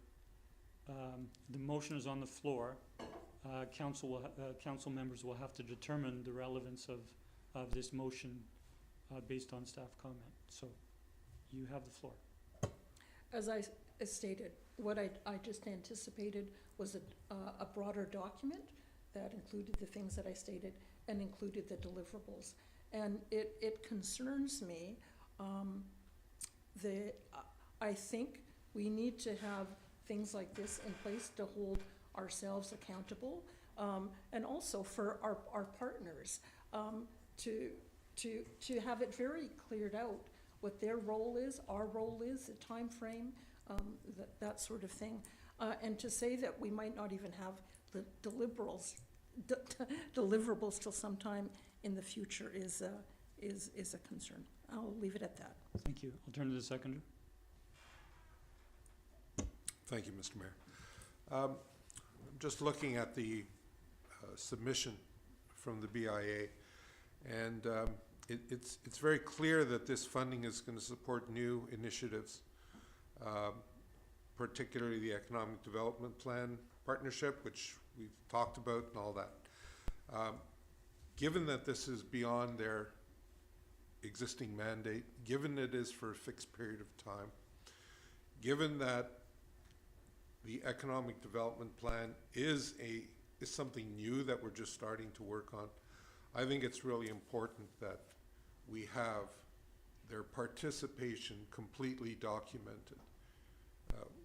Whether it's through an MOU, a contract, whatever the name you give to this document, and my colleague has already put it on the floor as an MOU, it definitely needs to be very clear as to what that money is going to buy in terms of deliverables and reporting requirements on an annual basis. I think that's very, very important for us. Thank you. Thank you, Councillor Novick. I'm going to turn to Mr. Humble. Thank you, Mr. Mayor. So I guess my concern is that council's already approved the funding for 3 years, and if this should have been a consideration before the funding was approved, and it's not. I'm a little bit challenged in terms of bringing back now a report, a draft MOU for council's consideration, because what if council isn't satisfied with respect to the deliverables that are contained within the MOU? Are we going to withhold the funding? I'm just concerned with the process that council is undertaking with respect to. You've already provided the approvals. I'm not sure why we're talking about an MOU now. Thank you, Mr. Humble. I'll speak now. Sorry, Mr. Hicik. I'll defer to you, Mr. Mayor. I'm going to go back and indicate, or partially repeat myself in saying that we, over the years, have had numerous agreements with organizations, and within those agreements are reporting mechanisms back to council. And council, will function, will receive that information on an annual basis. And we've heard from staff that they will have an agreement with, I don't know whether it's going to be an MOU, an agreement what the specific term is, but there will be an agreement, and then we'll be reporting back. We've heard from Mr. Newcomb that the deliverables will be the elements contained within the. We already had comment that the BIA proposal did not have specifics in the several areas that identified, because they still have to have discussions with staff on those deliverables. Are we expecting that staff, in a short period of time for council's approval, is going to work out all the deliverables on all 20 initiatives in the ECDEV plan to bring back for our approval? We have reporting mechanisms in the agreements we have with the community organizations. I do not support this motion, and I think we're going in a direction we just haven't gone with other organizations. We will hear back on how these funds were expended and how relevant it is to our economic development plan and to the other initiatives that the BI has indicated these funds will be expended on. I'll leave my comments there, and I'll turn to other first-time speakers. I don't see any first-time speaker. I will turn to you, Councillor Duck. So just my point of clarification was within the motion it says business management. I think we should identify that's the SBIA. It's not a position within the SBIA. It's specific to the SBIA and the deliverables that they will be responsible for. And I think Mr. Hicik, just to be through back to him, I'd like a question. Just one of the points you just made was that that if council is not satisfied with the reports that we get back on an annual basis, then we can make a decision to change that, which is different than what you responded to, Councillor Novak, that this is a contract for 3 years. So I'm confused, just want clarity on that if the report comes back and we're not satisfied with the report on what they're doing, then what are the consequences or our opportunities? I'm sorry, I didn't mean to create that impression, Councillor.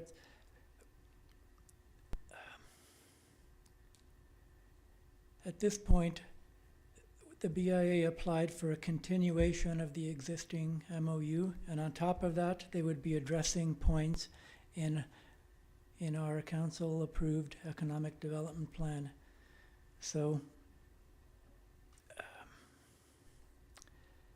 I don't know what to say beyond that. As a compromise to maybe get us past what might possibly be an impasse, could we suggest that this year's funding is approved and that future years may be contingent on an MOU that...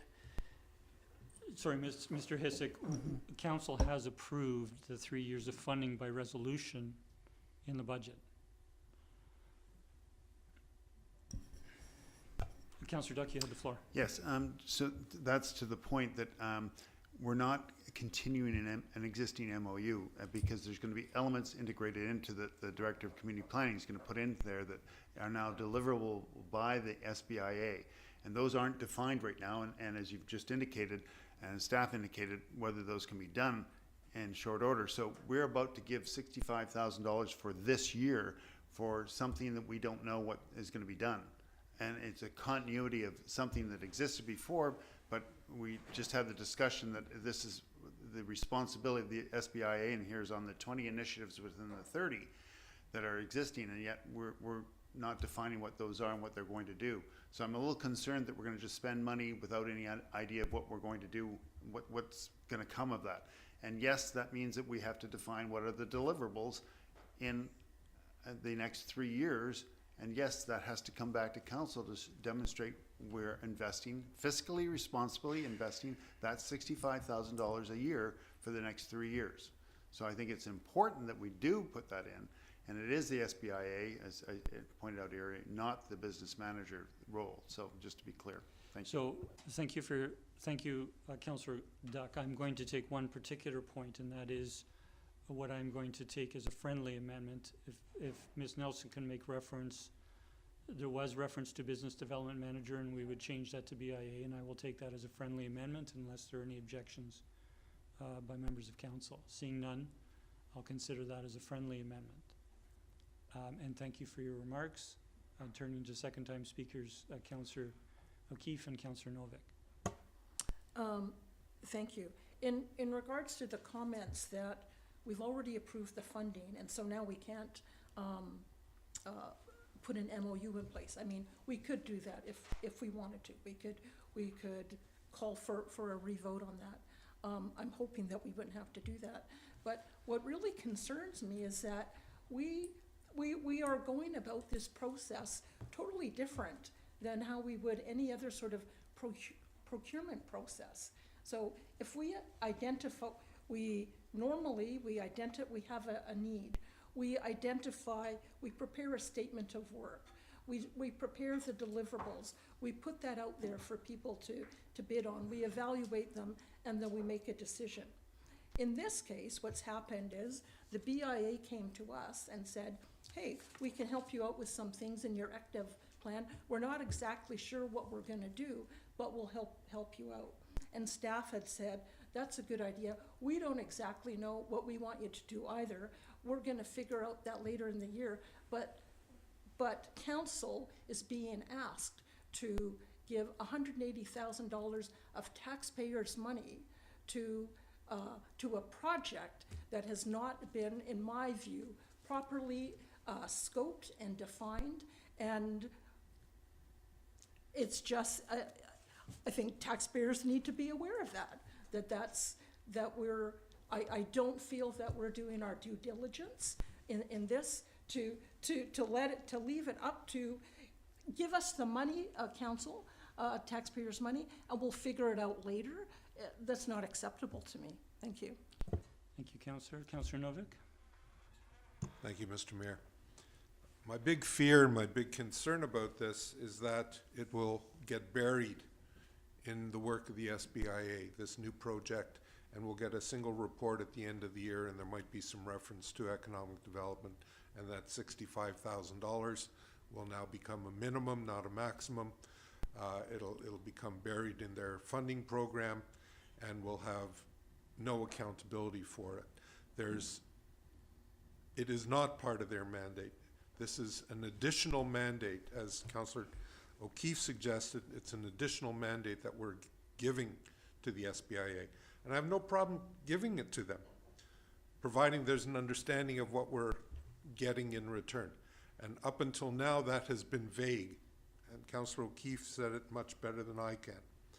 So I think this motion is important because it will ensure that the parameters at the very least, the parameters of this, and it's almost $200,000 being given to them, is clearly spelled out with very clear deliverables and very clear reporting requirements. And as Councillor O'Keefe stated, the taxpayers deserve no less. Thank you. Thank you. I'm going to turn to Councillor Gurnett. Mr. Humble. Thank you, Mr. Mayor. I just want to reiterate. So there is a resolution that was passed, right, with respect to reporting back on deliverables, to provide deliverables. A staff report. Staff will bring a report forward as time permits regarding what those deliverables will be. They will be identified, and it'll be indicated in a staff report. So we'll provide that. So I just want to make that clear, that's a resolution that's already passed. We'll be doing that as time permits.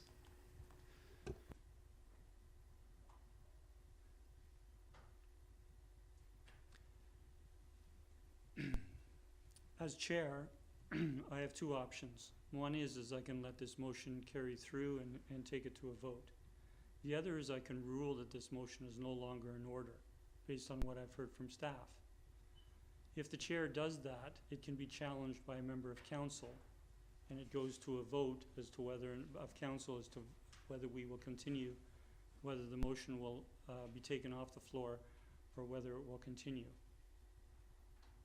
I have to say that what I've heard from staff, given the motion that council brought forward as a motion arising to bring a staff report on deliverables, to now have this motion on the floor, changing direction, I don't know what context that puts the first motion in. That I'm now going to rule that this motion is no longer in order. And I have to open it up to a challenge from the, challenge of the chair, which will be a vote, and I will not be included in the vote in whether the motion is to be considered further. So I will call, is there a challenge of the chair? Councillor O'Keefe? I need to, thank you. Is there a second? Might I ask for some clarification from staff before we Certainly. fully deal with this? Your question can go through me to Ms. Nelson and Through- Mr. Humble. Through chair to staff, the current motion that is at risk of being put aside, could you please differentiate between that motion and what you're stating has already been resolved by With all due council? respect, Councillor Novak, I think Mr. Humble just did that. I'm still a bit unsure of what the difference between the two is. I'm turning it now to Mr. Humble. Thank you, Mr. Mayor. So, again, the resolution that was passed reads that staff be directed to create measurable deliverables with the SBIA relative to the economic development plan. And I'm assuming, and I think I'm assuming correctly, that that would be done via staff report coming forward to council for their information. We would provide that as an information report. That's my view in terms of how it would come forward. The distinction was, you were talking about the importance of deliverables, Councillor Novak. I believe Councillor O'Keefe's motion spoke to an MOU. I think what you've done, though, is you've muddled the MOU discussion with deliverables. And I want to make it clear that we already have a resolution that's been passed regarding deliverables. And further, given that staff has passed, council has passed a resolution allocating the funding for 3 years to the BIA, staff will operationalize that with an agreement with the BIA, just as we've done with all other agreements in the past. So, again, do I have a seconder for the challenge of the chair? I'm going to withdraw my second. Okay. I'm not seeing a seconder for the challenge of the chair, so the motion is removed from the floor. Thank you, council. Thank you, staff. Mr. Hicik, can you take us to the next item from our committee of the whole recommendations? Point of order. Yes. Can we take a 5-minute recess, please? Most certainly. I'll call a recess until 8:15, please. Steve?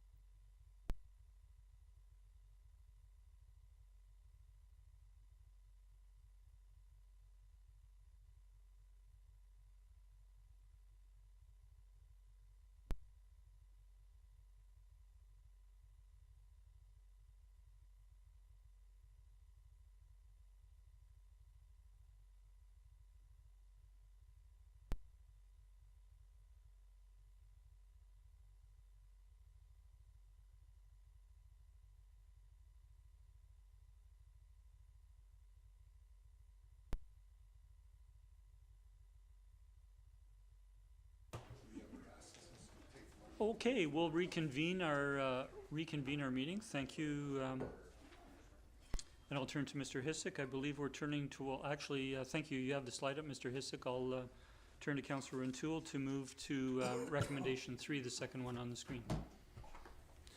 Thank you. Committee of the Whole recommends, and I so move, that the increase in Council Conference's budget supplemental request be removed for 2024. We do need a seconder. Second. Moved and seconded. Any discussion? Seeing none, I'll call the question. All in favor? The motion opposed. Councillor Duck and Councillor Novick are opposed. The motion carries. And if we could turn to the next resolution, Councillor Rintoul. Committee of the Whole recommends, and I so move, that the extended Sydney Days fireworks by 5 minutes supplemental request be removed. Second. Moved and seconded. Any discussion? Seeing none, all in favor? That motion carries unanimous. I'll turn back to Mr. Hicik. Thank you, Mr. Mayor. Now that this slide has burned itself into the TV screen, I think maybe we can move down to the next one. See, it doesn't even want to go.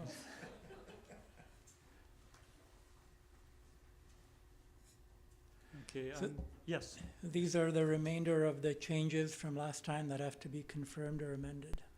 Councillor Rintoul, if you could take us through these 3, please. Thank you. Committee of the Whole recommends, and I so move, that EV charging rebates for multi-unit residential buildings be removed. Second. Any discussion? Seeing none, all in favor? The motion carries unanimous. Committee of the Whole recommends, and I so move, that the CEO replacement be paid from surplus. Second. We have it moved and seconded. Any discussion? Councillor well, I'll turn to the mover and seconder. Nothing, thank you. Okay, I'll turn to Councillor Novick. Thank you, Mr. Mayor. I have serious concerns about this. As mentioned earlier during discussions about surplus, I am concerned that that what this is doing is adding an unfair tax burden to the community, if not this year, then in years following. I think it puts us at a disadvantage in that it's bringing our surplus down well below our policy level. We've already added some money back into the tax base. This would do the same thing. However, I think this would be prudent because even though it's a one-time charge, I think it's bad fiscal management to take something this large and take it out of our reserve funds. I don't like it. I think it puts us in a bad financial situation, and it is going to necessitate a much higher tax increase next year than we would otherwise have, and we'll be confronted with double-digit tax increases next year, guaranteed. Thank you. Okay, I just, staff may wish to comment on whether or not a double-digit increase is guaranteed next year. I'll take that as a comment from Councillor on as that being your concern, but I'm not sure we can speak to a guarantee. Thank you, Mr. Mayor. It is not guaranteed. It is currently our starting point, but it's not guaranteed. It's, year 2 always tends to be the one that collects all the excess, and there's a couple of unavoidable impacts that I believe might be coming next year, but they may not be. I think I've said enough about surplus, though. Thank you. So, Councillor Novick, I will take your comments as indicating that you're not supportive of the motion on the floor. That is correct, Mr. Mayor. Thank you. I'll turn to other speakers. Councillor Duncan.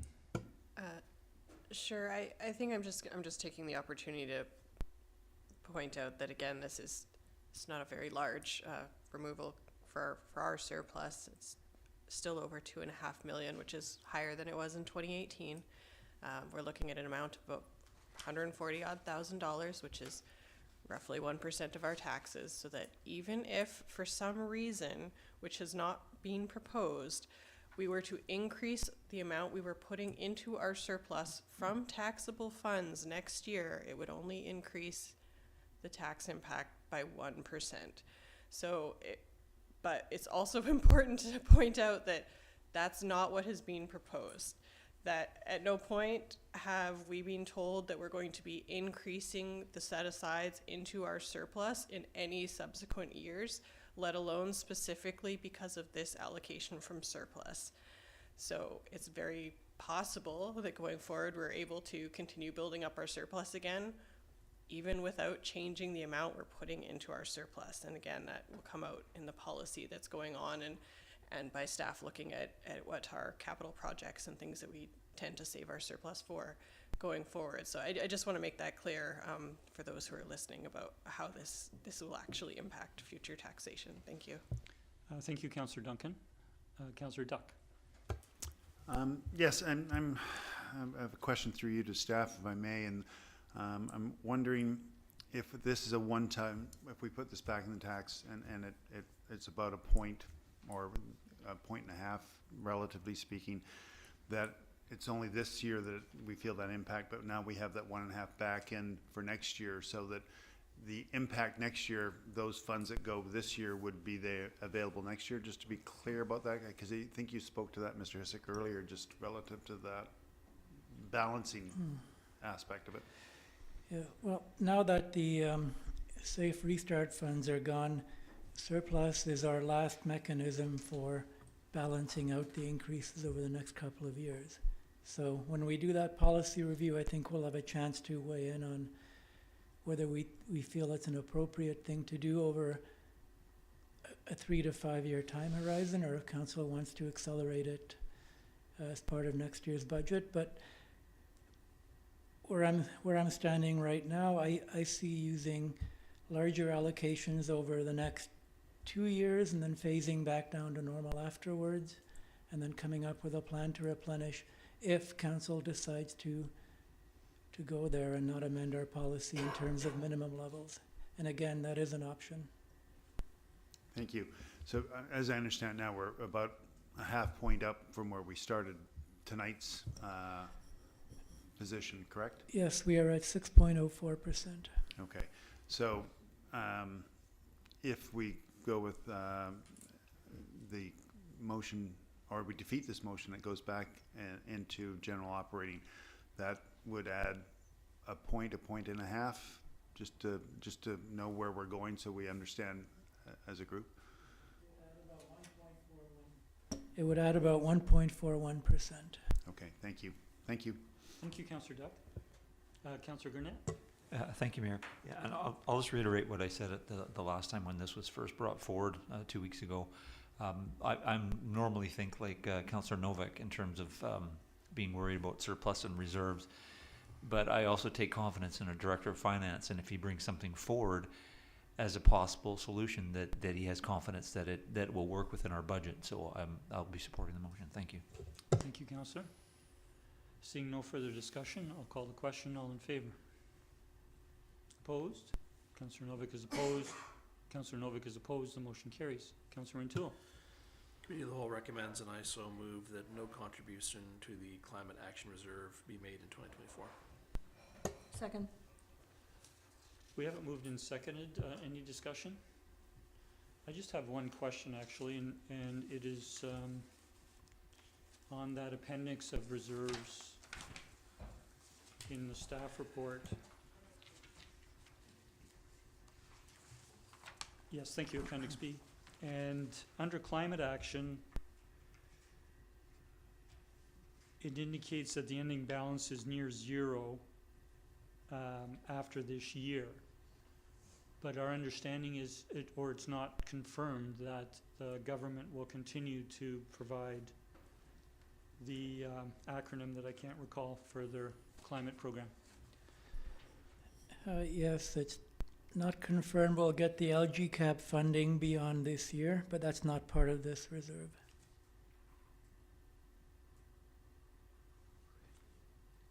Is that reserve indicated on? No, it's not. It's separate. Okay. My apologies for confusing the two. If there's no further discussion, I will call the question. All in favor? Carries unanimous. Thank you. Mr. Hicik.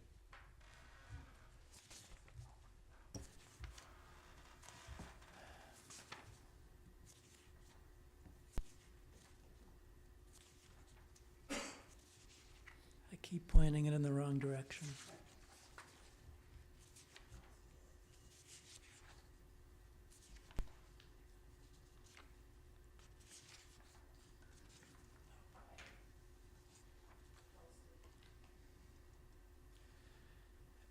The next two slides show a number of resolutions from the last meeting that may be considered somewhat redundant in that they don't change anything in the draft budget, they just confirm a component of it. So in my opinion, we can just let this one go and not make a further resolution. Okay, so I've confirmed, yeah, if you just want to go back for a sec. So I did confirm with staff. What we see on the screen right now was recommendation 5 from our committee of the whole meeting. And given the comments from staff, we do have, and consulting with Ms. Nelson, we can move forward without putting that committee of the whole motion on the floor, as Mr. Hicik is suggesting. So I just wanted to confirm that, and Mr. Hicik, turning to the next slide. These also are somewhat redundant in that we'll be considering similar recommendations to 12 and 13 further down the road here. And 14 through 16 is just confirming that the Growing Communities Fund will be used for 3 projects as intended in the draft financial plan. So I don't necessarily think you need these specific motions, so these can be ignored. Okay, thank you, Mr. Hicik. So, yeah, those recommendations were numbered, yeah. So that concludes all the recommendations from the previous meeting.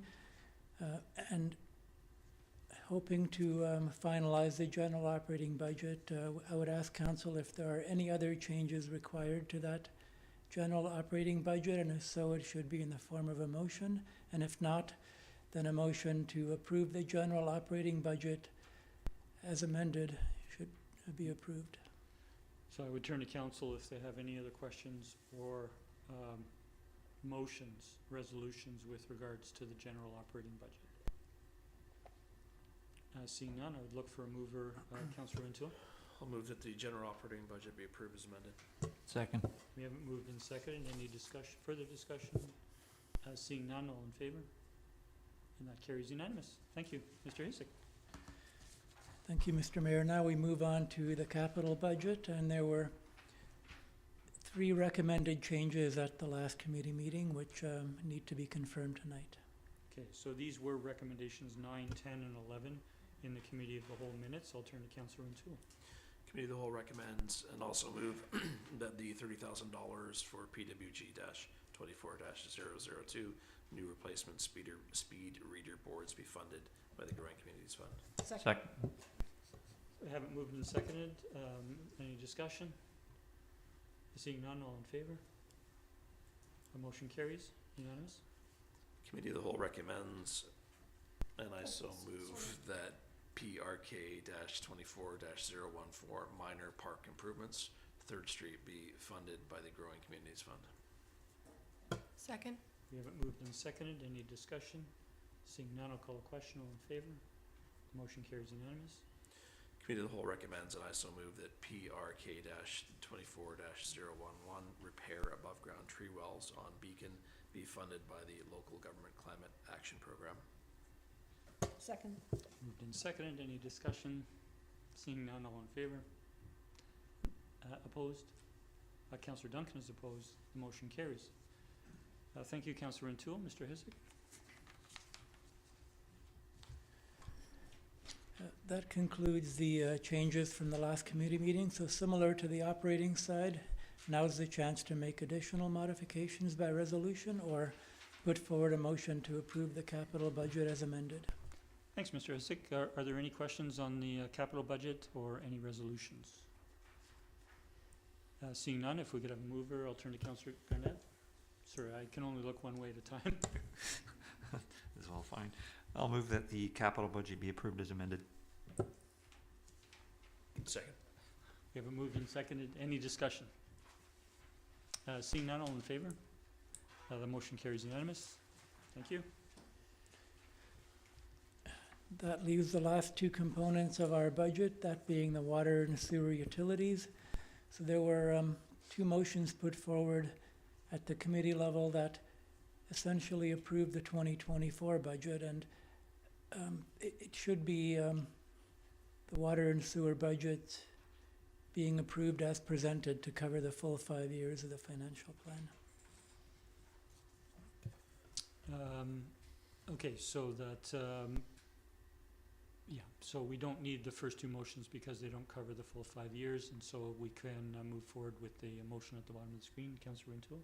Thank you. Committee of the Whole recommends, and I so move that the water and sewer budgets be approved as presented. I'll second. Any discussion? Seeing none, all in favor? Motion carries unanimous.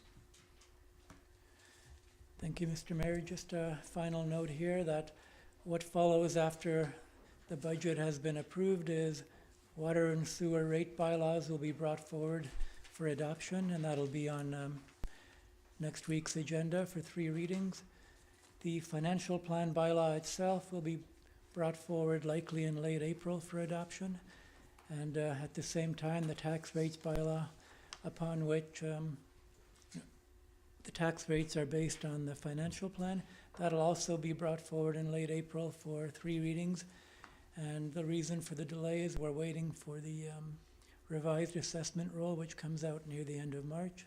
Then we'll put it all together fairly quickly and bring it forward. Probably could happen a little sooner if we weren't always waiting for the provincial school tax rates, which tend to kind of delay us a little bit at the last minute. That concludes our process for this year. Thank you very much. Thank you very much, Mr. Hicik, and I want to thank all staff involved in preparing the budgets and for the ongoing budget management that you do throughout the year.